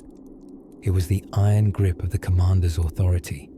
The centurion, easily identified by his vinewood stick and a permanent expression of mild disapproval, could mete out punishment on the spot. A lazy soldier got extra duty. A coward in battle? You didn't want to. No. Actually, now that I've mentioned it, you probably do. For the Romans loved a good, terrifying motivational ritual. Among their more intense disciplinary actions, brace yourself for this radiant little ray of sunshine, was something called decimation. This wasn't just a poetic turn of phrase. If a cohort was found guilty of cowardice or mutiny, 1 in every 10 soldiers would be selected, randomly, for execution by the other 9. High drama, high stakes, and the ultimate team-building event. You learned quickly not to let your squad down. But before you furrow your brow too hard, remember, this was a different time, long before quarterly performance reviews were a thing. To be a Roman soldier wasn't just to walk in perfect step. It was to live in a constant state of readiness, discipline, and deeply held team accountability. Like an ancient, sand-swept version of a group project, only with spears and considerably more yelling. And when night finally fell, even those mighty warriors laid down beside their shields and snoozed like lambs, knowing they'd done their duty for the day. Their discipline wasn't just the whip crack of authority. It was the quiet comfort of routine, of knowing every part had played its role with clockwork perfection. Now, with tents tied down, swords cleaned, and the quiet murmur of campfires fading under the stars, we drift toward another curious piece of the Roman military puzzle, one involving unexpected paperwork, watchful scribes, and the bureaucratic side of glory. So there they were, the Roman soldiers, molded into arguably the most disciplined war machine the ancient world had ever known. But what did that look like when no one was watching? And more importantly, what did it smell like? Because while the glory of Rome marched on sandal-clad feet, it often did so with men who hadn't bathed in weeks and were extremely aware of how sharp discipline could be, both metaphorically and absolutely literally. Now, one of the most peculiar and sleepily terrifying practices in the Roman military was their penchant for punishment. And not just any punishment. This was Rome, after all. The empire that turned infrastructure into an art form and public executions into background entertainment. When it came to disciplining their own, they were, how shall we say, extravagantly strict. Imagine you're a legionary. You miscounted the evening grain ration, or maybe you nodded off during guard duty. You're tired. Your feet hurt. There's a goat chewing on your sandal laces. The centurion finds out. And does he sigh and write you up on a very Roman clipboard? No, my dreamy historian. Instead, he might subject your whole unit to decimation. Ah yes, decimation. A word that today we casually toss around to describe anything mildly inconvenient, like deleting too many files or burning toast. But in ancient Rome, it had a far grislier and much more nightmarish meaning. If a unit was found guilty of cowardice or mutiny, or even just gross incompetence, the punishment wasn't directed at the individual. Oh no, that would be far too modern. Instead, the entire cohort, or sometimes the legion, was lined up, and every 10th soldier was executed by lot by their fellow soldiers. Yes, Lucius, who just had warm goat's milk with you this morning, might have to bludgeon you with a club drawn from the pile. It wasn't pretty, it wasn't fair, and it certainly didn't smell great, but it was Roman discipline. Nothing coaxes peak performance like the possibility of drawing the shortest short straw of all time. But before you lose sleep over that particular horror, rest assured it was rare. Decimation was so severe, even the Romans treated it like a last resort cookie in an empty jar. Mostly, they used strict but survivable methods. Extra guard duty, withholding pay, or, in the truly classic Roman fashion, public shaming. Centurions, the seasoned backbone of the legion, carried a special staff called the vitis, a vinewood stick they used to discipline wayward recruits. Did someone slack off during shield drills? A quick tap-tap on the helmet might wake them up. Doodled a caricature of the emperor in your wax tablet. The vitis had opinions about treasonous cartoons, but more often, it was a tool of presence, a reminder that discipline wasn't just imposed, it was proudly carried. Don't let the severity of these customs startle you too awake, though, because for all its sharpened edges, Roman disciplinary culture also included an intricate system of rewards, promotions, land grants, and even personalized mentions in dispatches sent to Rome. If you kept your armor polished, stayed conscious at your post, and didn't accidentally cause a diplomatic firestorm with a barbarian chieftain, chances were you'd be rewarded handsomely. Soldiers were always caught in this dance between reward and punishment, and it kept them alert, organized, and oddly loyal to an empire that occasionally fed them like royalty and punished them like mythological villains. And let's not forget the humble tent parties. After a grueling march, the camaraderie between fellow soldiers, often built on shared stories of narrow brushes with punishment, was unrivaled. Sitting around a flickering oil lamp, consuming goat stew with clenched enthusiasm, they laughed about the time Maximus tripped over a standard mid-inspection, or how Publius claimed he'd seen a ghost near the latrines.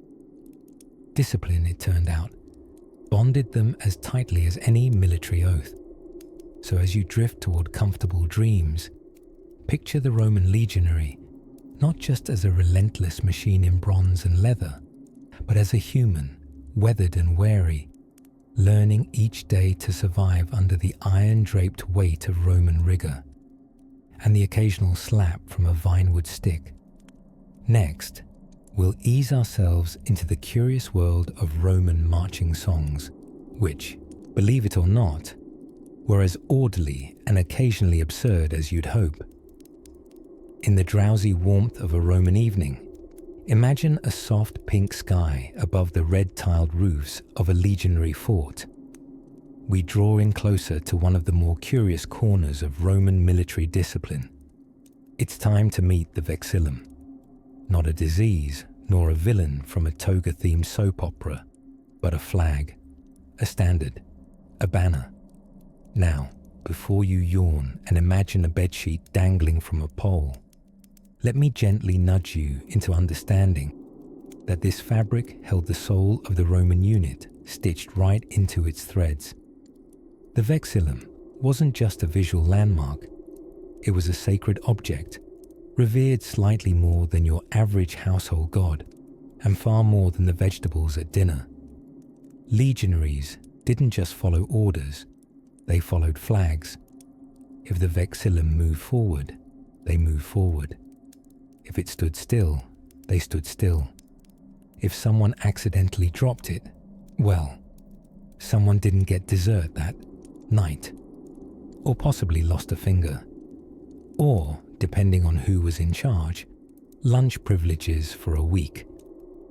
To ensure the vexillum didn't blow away in a seaside breeze and ruin the entire campaign, it was usually carried by a chosen individual known as the vexillarius. This was no ordinary flag carrier.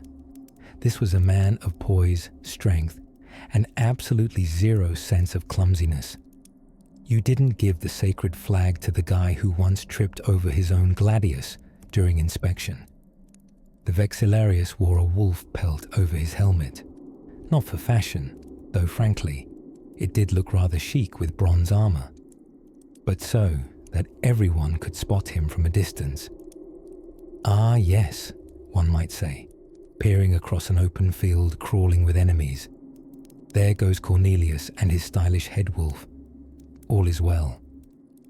But woe betide the entire unit if the vexillarius was slain in battle, because now the vexillum might fall, and Roman soldiers had a strict rule about that. You retrieved it. No exceptions. A soldier could accidentally forget his sandals, or even a fellow soldier, under very specific circumstances. But if he forgot the flag, oh no, that was moral collapse. That was metaphorical fire raining from Jupiter's cloudy penthouse suite. Often, recovery of the flag in extreme conditions, say, during a surprise elephant stampede in North Africa, or when surrounded by howling barbarians in thick Germanic forests, was considered a supreme act of valor. Decorations could be earned, songs might be sung, and the rescued flag might be paraded about camp with just enough ceremony to make it blush if flags could feel embarrassment. Of course, discipline extended beyond banners into the very threads of camp life. Roman soldiers, for all their armor and intimidating formation drills, were surprisingly tidy fellows. They lived in perfectly surveyed camps, with trenches dug just so, and sleeping quarters arranged more precisely than your grandmother's best linen drawer. This wasn't just because they liked things neat. No, neatness, the Romans believed, hindered panic. A disheveled camp is a frightened camp. A frightened camp, easy prey. Each tent was shared by 8 soldiers, called a contubernium. These men cooked together, marched together, and yes, cleaned together. A legionary's firewood had its place. His helmet had its place. His overwhelming existential dread while watching a superior officer sample the daily wine ration. That too had its place, usually buried deep beneath layers of unwavering obedience and polished sandals. Even punishment in this world of order was strictly regimented. A soldier could be demoted for sleeping on duty, fined for losing equipment, and flogged for insubordination. If he really fouled up, say by striking a superior or deserting, punishments could involve, let's say, group therapy with a strongly motivational tone. We're looking at you, decimation. Now, decimation sounds like something vaguely unpleasant that happens to a spreadsheet. But to the Romans, it was a group penalty for cowardice or mutiny, where every 10th man in a disgraced unit was executed by his own comrades. It was, as military consequences go, extremely motivating, the kind of thing that makes you wake up very promptly from your afternoon nap and remember to polish your shield. And yet, in spite of all this, or perhaps because of it, Roman discipline created an unshakable unity. Soldiers were not just organized, they were synchronized.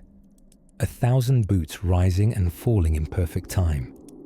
A rhythm not just of war, but of duty, of loyalty, even of love for Rome, or perhaps more accurately, for their centurion, who was watching. Always watching. As the torchlight flickers gently over papyrus maps and oiled armor twinkles under starlit skies, another mystery of Roman discipline beckons. One where loyalty wasn't only hammered into flesh, but inked into contracts, sealed with oaths, and sometimes tested with cold, calculated impartiality. We'll turn quietly to that under the hush of twilight. As twilight deepened over the ancient training grounds of the Roman Empire, a soft hush often settled over the camps. But even in that twilight hush, the unmistakable rhythm of discipline echoed faintly. Hobnailed sandals aligning in perfect unison, shields polished to militant shine, and soldiers repeating drills by torchlight with the dedication of men who already believed themselves shadows of bronze statues. Tonight, let's wander quietly into one of the more curious but less glorified chapters of Roman military excellence: punishments. Yes, you heard that right. Nothing revs a legionary's dedication like the constant, quiet terror of a very creative variety of consequences. You see, the Roman army did not operate on hope, charm, or team-building retreats in the hills of Latium. It thrived by cultivating a sense of mild to severe dread. For the Romans, discipline wasn't just encouraged, it was enforced with the zeal of an obsessive librarian guarding their scroll collection. Take, for example, decimatio, a punishment whose very name sounds like something an angry thunder god might murmur in his sleep. When a unit exhibited cowardice, mutiny, or general uselessness, it could be subjected to this charming exercise in internal justice. 10 men would be made to draw lots, and the unluckiest one out of each group of 10, executed by his 9 comrades.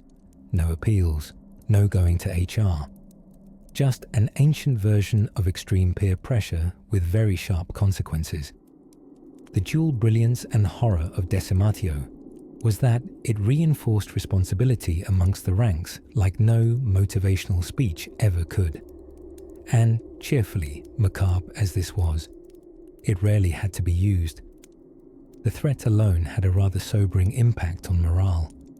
You can imagine the tense conversations the night before a battle. Marcus, whatever happens tomorrow, please, just don't embarrass us. I like you. I don't want to have to bludgeon you with a rock. And then there were the fustuarium, a less lethal but equally persuasive option.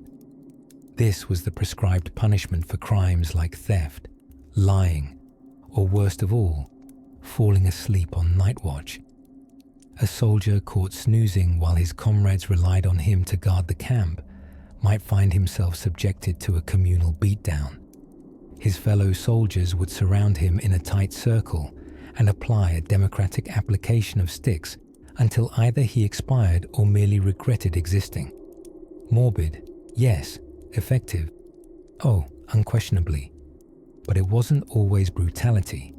There were also fines, demotions, extra duties, and reductions in grain rations. The Roman version of being sent to your room without dinner.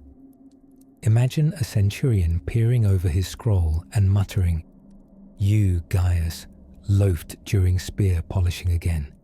Half your garum ration gone." The ultimate objective wasn't cruelty for its own sake. Roman commanders believed order was what turned men into an army.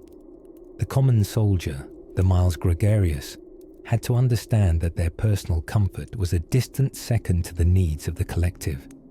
And when every man trembled equally under the threat of discipline, a certain unity emerged. One might even say it was a deeply unifying style of terror. rather like a strict boarding school, except with more stabbing and fewer poetry recitals. Perhaps no one illustrated this better than our old friend Lucius Cornelius Sulla. Always a delight at parties, I'm told. During his campaigns, Sulla enforced discipline with steel-jawed rigor. Once, when a cohort fled in battle, he didn't shout, he didn't rage. He calmly ordered a decimatio to be carried out. The resulting silence among the survivors could have awed the gods. Still, amidst the gloom and severity, there were glimmers of dark Roman humor. Soldiers knew that if they lived long enough, the very punishments they feared might vanish beneath layers of scars and shared stories. Remember, an old veteran might say around the campfire, when Flavius got caught stealing wine and had to clean the latrines for a month. By the end, his skin was paler than a Gaul in winter. Through fear, shame, and a complicated relationship with hygiene, the Roman military crafted a machine that marched across continents. And at the gears of that machine, humming quietly, was discipline, not just brutal, but habitual, etched into bone, whispered between tents, never forgotten. And so, under a blanket of stars above the empire's edge, the legion slept, with dreams perhaps full of glory, but reinforced firmly by the memory of what happened to those who forgot to polish their armor. Somewhere, a centurion stirred in his sleep, perhaps dreaming of shouting at recruits, perhaps dreaming of fustuarian brand justice. And just beyond the gentle flicker of the last torch, another layer of this military mystery awaits, folded in the quiet code of Roman ranks and the curious quirks of command. Imagine you've marched 30 Roman miles today. That's about 27 of our modern ones, wearing itchy tunics and armor that could moonlight as a bronze sauna. You're dusty, hungry, tired, and then your centurion strolls by and catches you standing slightly out of formation. Uh-oh. You're about to be introduced to a discipline system so rigorous, so legendary, it would make even the tidiest modern HR department shudder. The Roman army wasn't just an unstoppable force because they had cool swords and matching sandals. No. Their real secret weapon was discipline. The kind that kept an entire loaf of legions functioning like a single, well-oiled gladius. And as any good Roman soldier would learn quickly, discipline was not optional. It was your personal deity, right above Jupiter, and possibly just behind your mother's stern dinner-time stare. At the very core of Roman military discipline was the centurion, a lean, muscles-for-days fellow with a vine stick. Not for planting vineyards, mind you, but for smacking lazy troops back into shape. These centurions were the backbone of order. Part trainer, part terror, part battle-hardened motivational speaker. If your sandal straps were loose, your shield not polished, or your pilum tossed like a javelin in a drunken village sports game, the centurion would fix you. With volume, and that vine stick, for anyone who thought they could coast through legion life with minimal effort. The disciplina militaris had other plans. Tardiness, punished. Cowardice, severely punished. Falling asleep during watch duty. Oh dear dreamer, punished in the most ancient of HR memos, execution. Yes, you heard that correctly. In a culture that practically invented spreadsheets for grain rations, they did not tolerate sleepy sentries. One of the more team-spirited punishments was decimatio. That's right. Being a soldier meant possibly discovering the Latin root of decimation quite personally. If a whole unit had shown cowardice or mutinied, 1 in every 10 would be selected by drawing lots, and then executed by the other 9. A chilling system, but one that ensured everyone's shield remained firmly gripped, and their loyalty unflinchingly pointed toward Rome. Ah, camaraderie. But discipline wasn't just about punishment. It was about routine, the kind of comforting repetition that would make a legionnaire's morning feel like Groundhog Day with chainmail. Soldiers alternated between building roads, constructing endless miles of perfectly aligned forts, training daily with heavier-than-combat weapons, and calculating how much dried cheese they could eat without violating army rations. This rhythm of labor bred a mental muscle as fierce as their physical ones, what some modern scholars cheekily refer to as aggressive organizational skills. Even their marching formations had rules NASA would envy. The famed marching order kept soldiers arranged by specialty, engineers at one point, cavalry at another, and everyone accounted for. If a centurion whispered, "column switch," the shuffle would unfold with the grace of a slow-motion military ballet. An odd romance of geometry and discipline, played out over miles and miles of terrain. Punishments also had a place in camp. Forget something trivial, say your tent peg quota, and you might find yourself digging a trench the width of your embarrassment. These weren't ordinary ditches. Every mistake was honored with sweat and a small existential crisis, dug deep into Roman soil. And yet, amid all this rigidity, there was a strange sort of comfort, like a bedtime tucked under long, grey Roman cloaks. You always knew what came next, and that someone, somewhere, was checking your stance, your blade sharpness, and whether you'd embroidered your tunic correctly, because nothing says battle-ready like a properly hemmed tunic. Discipline extended to silence too. On the march, Roman soldiers were expected to walk without chatter. Imagine 30,000 men marching in unified, whispering footsteps, the kind of eerie rhythm that could make an enemy lose the will to fight, or at the very least start second-guessing their own choice of footwear. Finally, for those wondering how this legacy lasted so long, it was reinforced every step of the way. Veterans became trainers, culture became code, and code became carved into every Roman soldier's bones. Their discipline was a lullaby of routine, structure, and the ever-looming stick of the centurion. And so, as our imaginary soldier wipes dust from his brow, his armor singing gently against itself like wind chimes in battle formation, we leave him standing at attention, because heaven help him if he slouches. In the hush of the campfire twilight, he breathes in Rome's quiet order, a rhythm of scrolls, sandals, and rules written long before him. Now, before the trumpet sounds and drills return, let's wander softly from centurion shadows to something a bit less spine-straightening. Not all punishments are created equal, especially when you're marching in sync, wearing 50 pounds of gear, and trying not to sneeze in front of a centurion who's memorized the entirety of Latin obscenities just for such an occasion. For the Roman soldier, discipline wasn't just a suggestion. It was the untouched scroll upon which the empire was built. This wasn't a military after all. This was Rome's iron-laced recipe for immortality. And the secret sauce was fear, rules, and a little group tattling.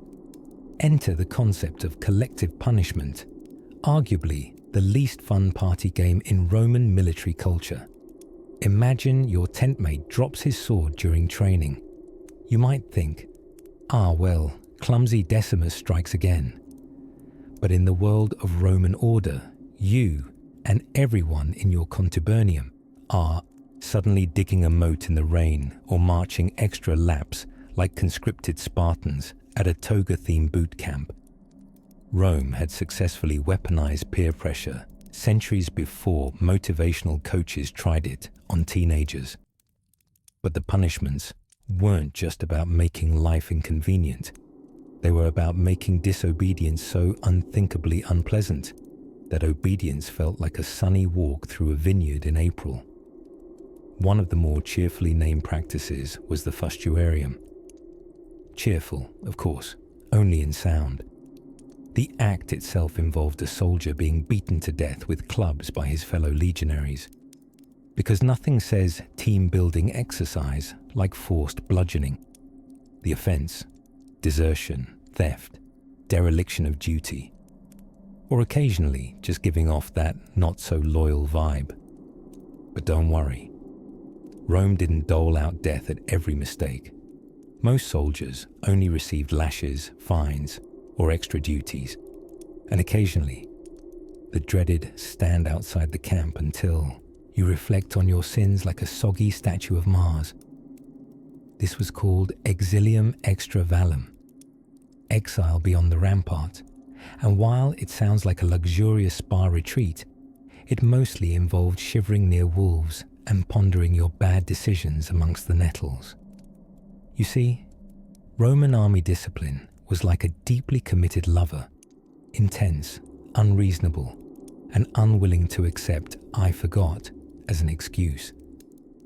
Everyone from the rawest recruit to the grizzled centurion was squeezed through this machinery of order until their instincts aligned with the mechanical beat of Rome's ambitions. And yet, this iron discipline was also the thing that allowed their armies to win not just battles, but empires. One of the most fascinating fever dreams of Roman punishment was the practice called decimation. If your cohort ran away during battle or otherwise embarrassed Rome, the punishment was as numerically haunting as its name suggests. 1 in every 10 soldiers was selected, usually by drawing lots, and then executed by the remaining 9. The logic was clear, if utterly alarming. If every soldier knew that his own comrades might have to kill him, just for everyone else's failure, well, suddenly bravery seemed like a better option than dicey dice rolling. It was motivational psychology at its most gladiatorial. And before you shake your head and whisper, "Oh, ancient people," remember that this system actually worked. It maintained cohesion in moments when chaos would otherwise reign. But there were merciful touches too, oddly enough. The Romans were excellent at fanfare, and this extended even to their punishments. A soldier might be paraded about camp wearing something silly, perhaps carrying a standard backward or dressed in donkey skins, to publicly shame him in lieu of something bloodier. Sometimes your fellow soldiers laughing at you was enough to straighten your posture and rethink that nap during watch duty. And while the harshness may have felt cruel, it was deeply pragmatic. The Roman army functioned as a single machine. If one gear slipped, the whole thing groaned. So every rule, every punishment was an oiling of the cogs, a whisper in the dark of every soldier's mind. You are part of something vast and ancient. Don't mess it up. And of course, not all discipline was sharp edges and public humiliations. There were honors and rewards too. Promotions, better rations, extra loot in victory. Carrots were indeed dangled, though the sticks were never far from reach. Now, as the torches of the Roman camp flicker low and the sentries march their solemn circuits, we begin to hear a different rhythm, the philosophy behind this iron order. Because behind the polished shields and rattling spears, Roman discipline wasn't just about fear, it was about belief. A belief that the strength of the whole was worth more than the sum of its sweaty, grumbling parts. And tucked just behind those shields, in brittle parchment and whispered rules, lies an entirely different method of instruction. Training regimes so particular, so precise, and so frequent, they make modern gym routines look positively lazy. But that is a military story for another quiet evening. Let us drift now, softly and without the burden of sandals, into the matter of the sacramentum, a sacred promise so solemn that even Jupiter himself may have paused mid-thunderbolt to listen. The Sacramentum Militare, to be exact, the oath sworn by Roman soldiers, delivered not in whispers under the moon, but boldly, arms aloft and brows furrowed with the gravity of being a cog in the world's most relentless war machine.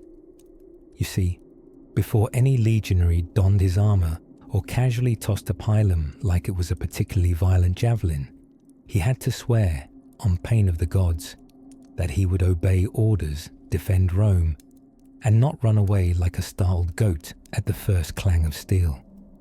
Disobedience was not only frowned upon, it was considered a betrayal of divine law.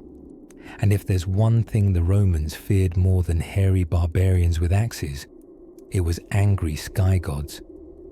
Once sworn in, the soldier belonged to Rome in mind, muscle, and moustache. The oath wasn't just a formality, it was a psychological transformation, the ancient equivalent of downloading a moral operating system. After that, anything less than absolute discipline might earn you more than a stern scolding.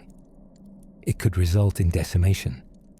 Ah yes, decamatio, an unfortunate term that meant, quite precisely, the execution of every 10th man in a disgraced unit, chosen by lot, sometimes by drawing pebbles, but never by popularity poll.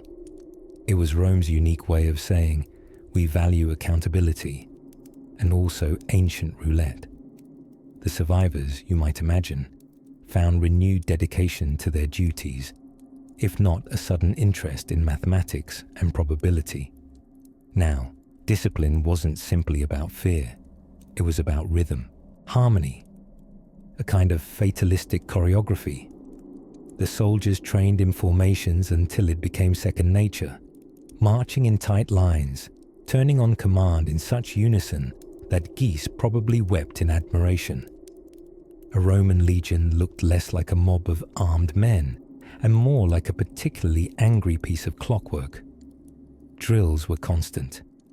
Not just the squeaky kind you bought from suspicious merchants, mind you, but endless marching, sparring, running. And let us not forget the infamous practice of building camp. Yes, each evening, after marching perhaps 20 miles, Roman soldiers would construct an entire fortified camp from scratch, every night. Dig ditches, set stakes, erect a palisade, assign guard duty, all before bedtime. Talk about do-it-yourself fortifications. It made IKEA furniture look like a child's puzzle. And why all this structure and repetition?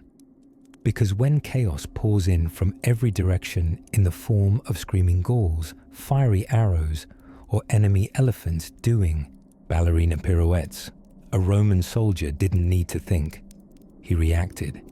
He stepped left. He raised his shield. He held the line. Discipline turned battle into ballet, albeit a very loud, extremely stabby ballet.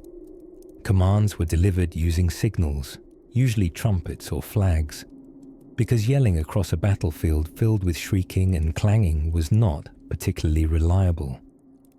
Imagine trying to direct traffic while everyone is on fire and also trying to kill you. Thus, an intricate system of sound cues developed. The cornisan, the Roman battlefield bugler, was both musician and mobile loudspeaker, tooting out orders as legions shifted and adapted in perfect synchronization. Their armor even had a role to play in this elegant saga of discipline. The overlapping iron plates of the larica segmentata clinked and shone in the sun, reinforcing both unity and spectacle. When a legion marched in full kit, the sound was so rhythmic it reportedly unnerved opponents before a single missile had flown. Hollywood would later refer to this as intimidation via ASMR. Of course, such structure extended beyond battle.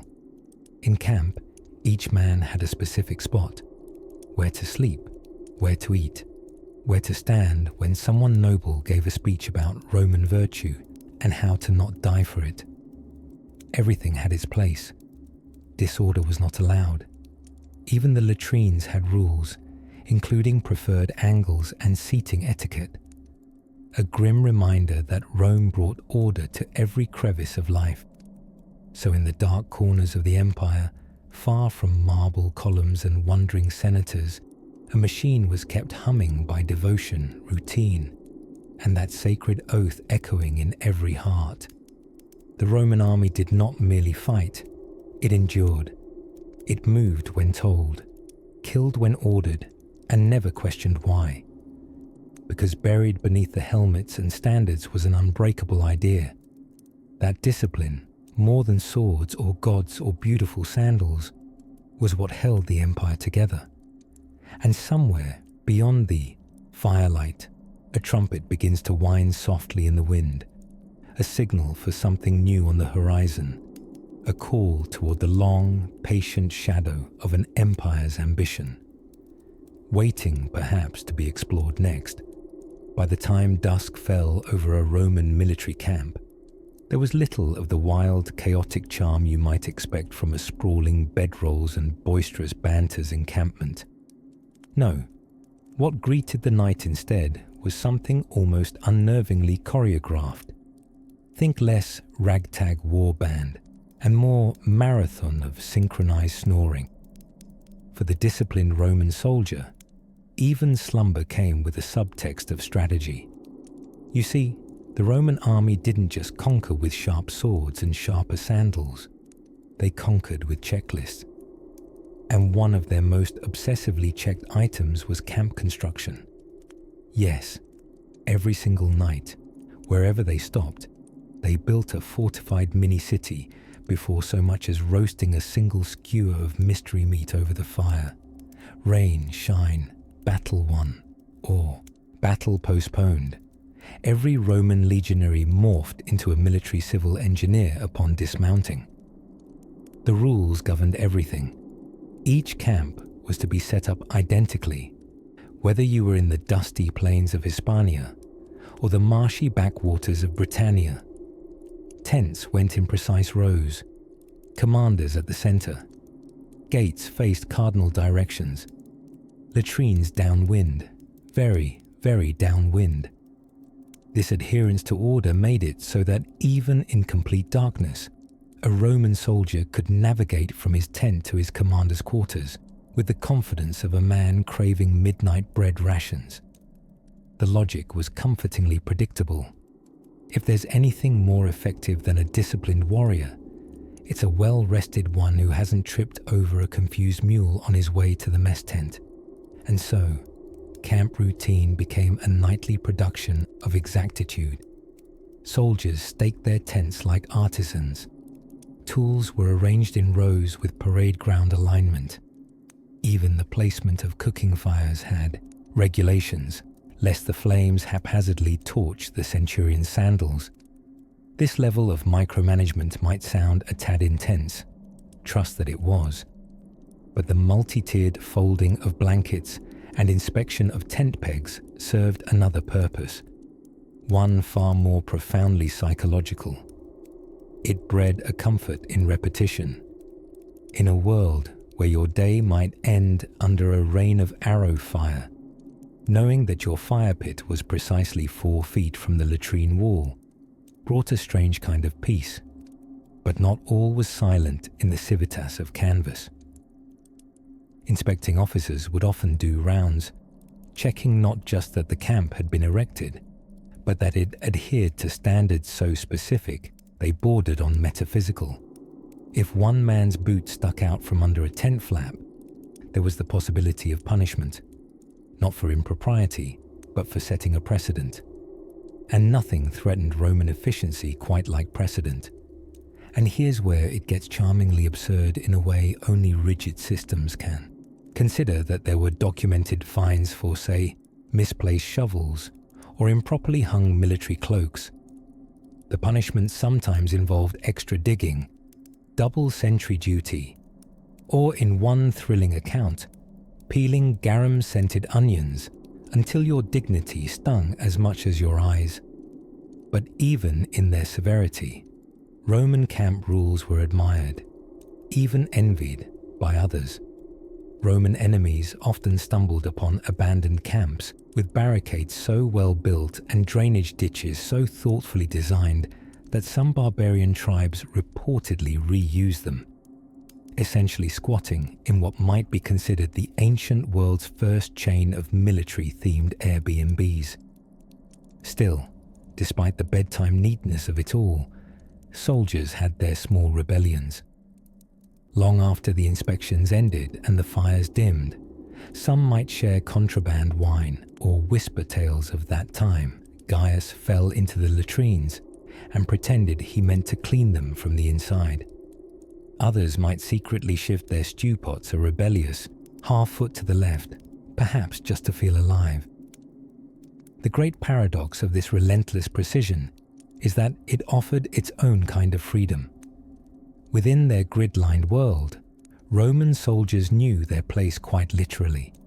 There was security in symmetry, rest in regulation, and, in the rare still moments, a kind of meditative peace beneath the soft rustle of canvas walls and starlit skies.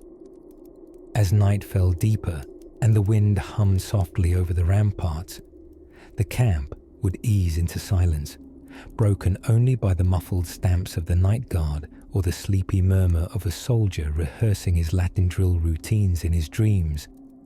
And it's in that quiet that we'll gently leave them, a legion at rest, guarded by rules, tradition, and perhaps a suspiciously well-aligned row of laundry lines swaying in the moonlight. Soon, we'll take a closer look at what happened when those camp rules were broken, and what terrifying toga-clad consequences awaited even the most innocent misstep. But not just yet. For now, let the precision of the past lull us into something softer. It might surprise you to learn that in the Roman army, you could be punished for walking too slowly. Yes, walk briskly, or meet the ire of your centurion, who probably measured everything in life by paces per minute. The Roman legions didn't just march to battle.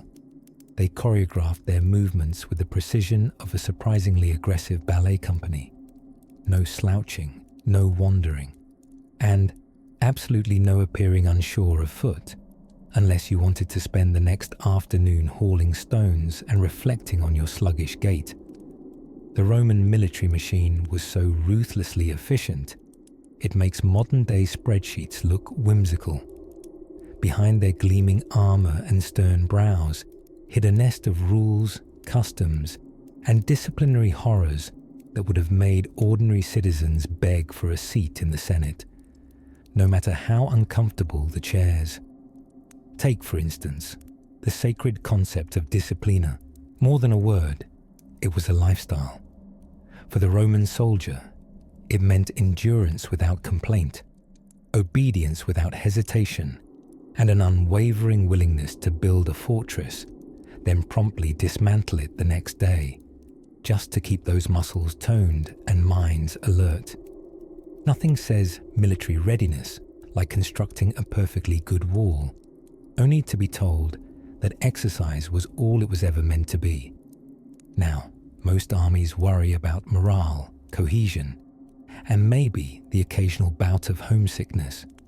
The Romans, they turned discipline into an art form. Not even artistic license could free you from punishment if you stepped out of line. Forgot to clean your armor? Better start digging a moat. Didn't sharpen your sword properly?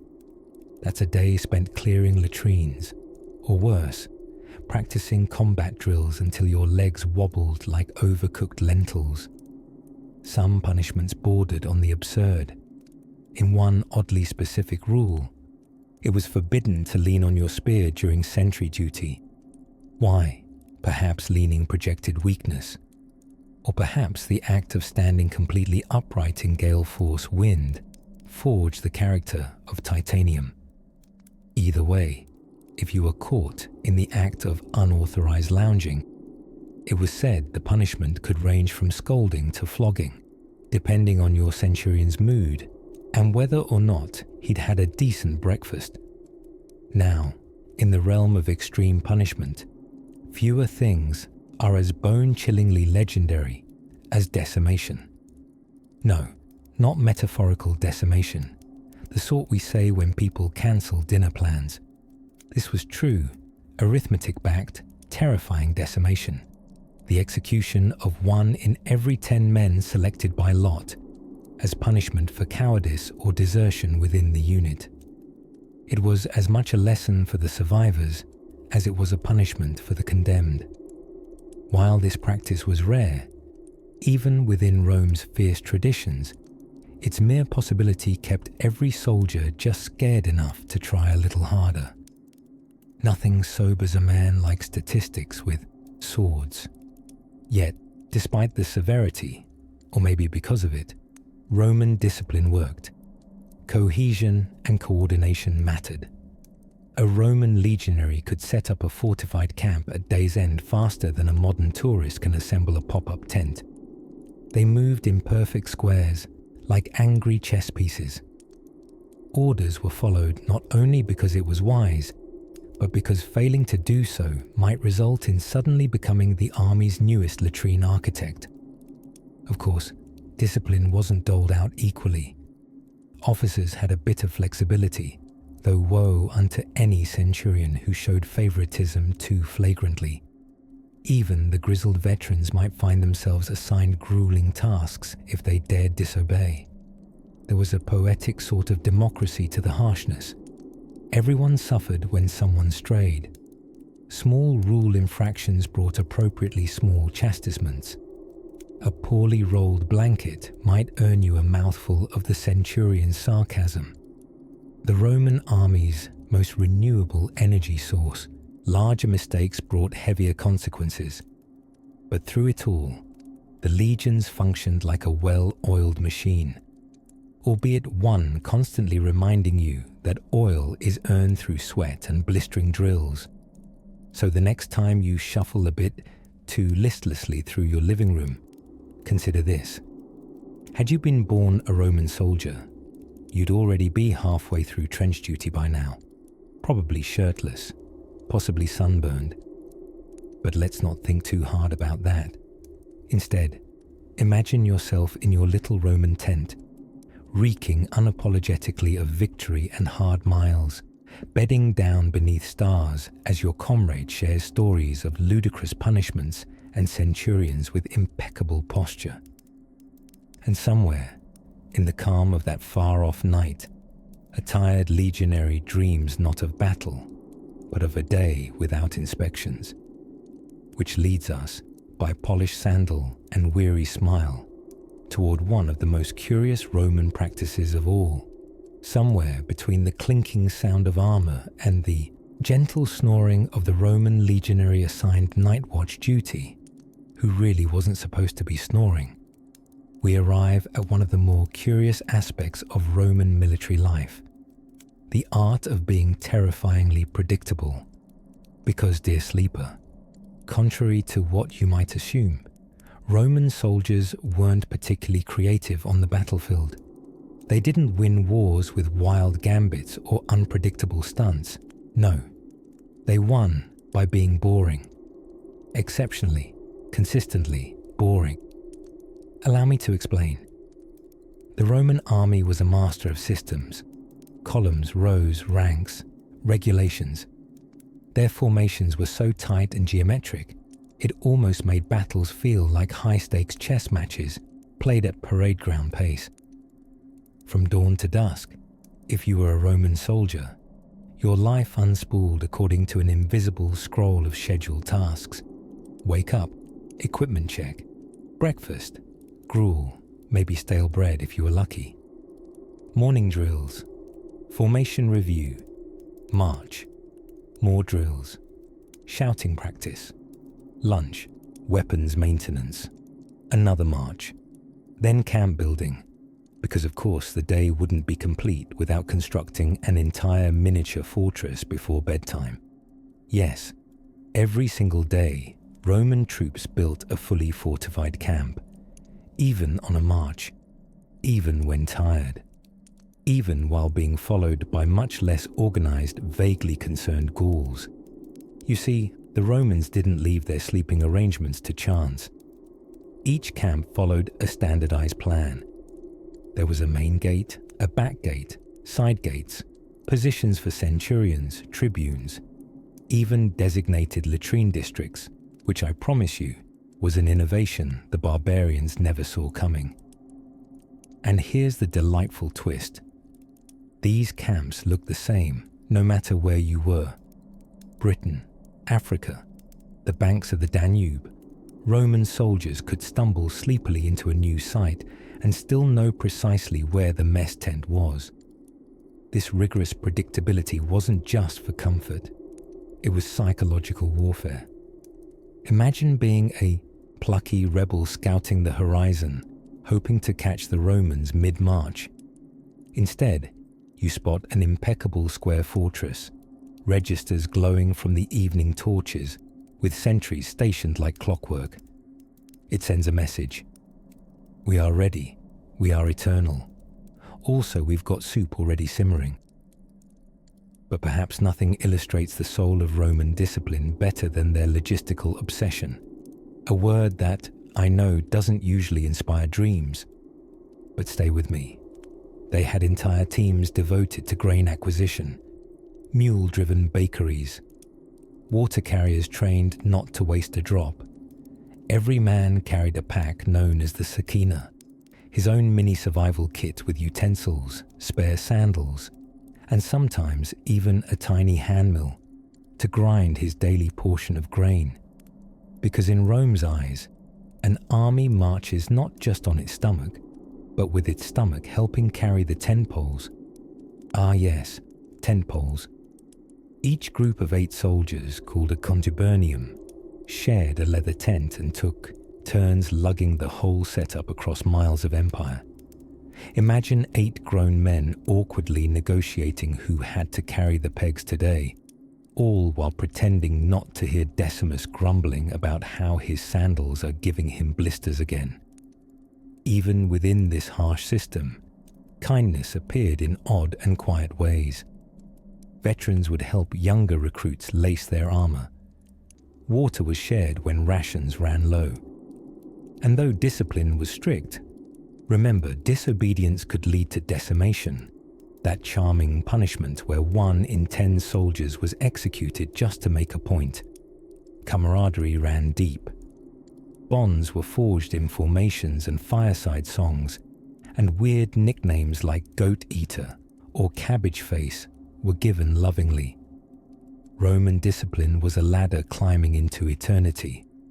Every rung had its function.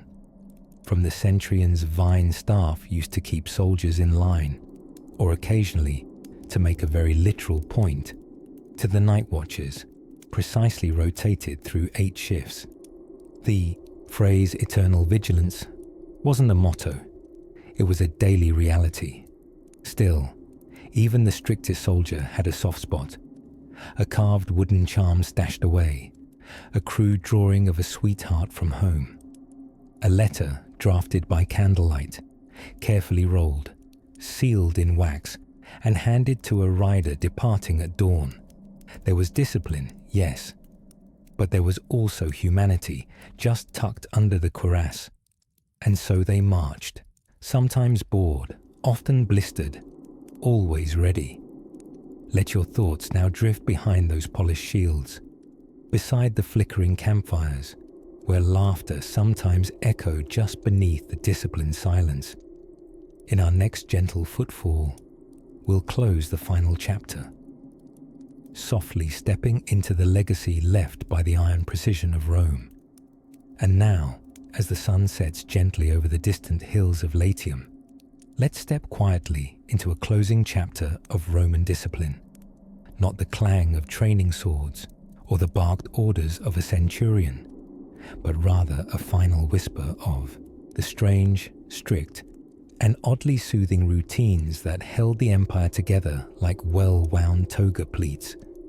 For tonight, we lay down not just a soldier's gladius, but the last of our thoughts on why Roman soldiers remained such an unshakable force.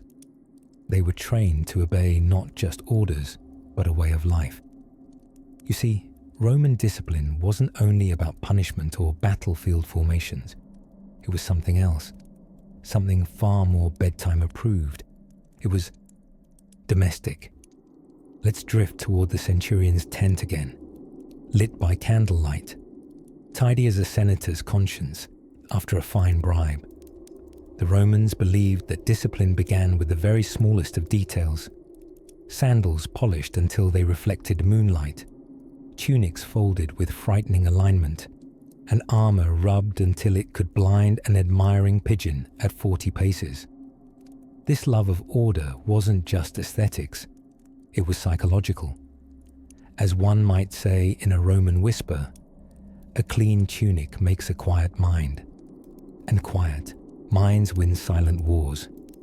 Even off duty, soldiers weren't truly off. At any moment, a tribune might wander by for a surprise inspection, which in Rome was not unlike a divine visitation, equal parts dread and divine justice, preferably with fresh linens. Falling short in tidiness could result in extra cleaning duties, or in worse cases, being volunteered to clean the communal latrine with a spoon, a wooden one, with a crack in it. Yes, Roman discipline loved details. Take, for example, the camp layout, absolutely identical wherever the legions marched. Like a carry-on civilization, a marching Roman camp was a modular miracle. The streets were squared, the tents were aligned to celestial precision, and the latrines, engineered like minor aqueducts, complete with sponge sticks, one could only hope were diligently labelled. Just imagine, in your dreams, two grizzled legionaries arguing gently by torchlight over sponge rotation schedules. Such was the rhythm of Rome. Now, in those quieter hours between combat and construction, soldiers kept busy with a different kind of discipline, mental. Generals like Julius Caesar, who believed educated men made better warriors, often encouraged the reading of philosophy or the writing of commendations and letters. So in the heart of Gaul, under a star-thick night, one could find a battle-hardened veteran scratching poetry onto a wax tablet, trying to rhyme something with javelin, while his comrades took wagers on how many syllables ambush really has in Latin. Even punishment, when delivered, often came with an unsettling calm. There was, of course, the infamous decimation, an excessively memorable act wherein every 10th man was executed to discipline the remaining 90. It was the kind of HR policy that really made a point, yet it was rarely used due to its extremity. Most corrections were handled with less terminal finesse. A few extra marches, the loss of one's wine ration, or worst of all, being stationed on latrine patrol during a particularly bean-heavy rations week. And then there was the invisible discipline, the kind that didn't come from fear or fines, but from pride. Romans called it disciplina, a virtue almost spiritual. It meant more than following orders. It meant embodying the glory of the Republic, even when your sandals were full of sand and your commander had spinach in his lorica segmentata. It was adherence to an identity, a self-tucked dignity in iron helmets. Is it any wonder then that long after the legions marched their last, the world remembers the Roman soldier not just as a war machine, but as a creature of ritual, of purpose, of unbearably precise laundry? And so, dear dreamer, as your blanket becomes your own soft lorica, and your pillow the secure barracks of your sleepy head, let the quiet order of Rome ease you into the final watch of the night. No need now for sentries or signal flags, just the steady beat of your own gentle heart, and the whisper of ancient sandals softly marching toward silence. Sleep, disciplined as a Roman. Dream as boldly as Caesar. and let the empire rest.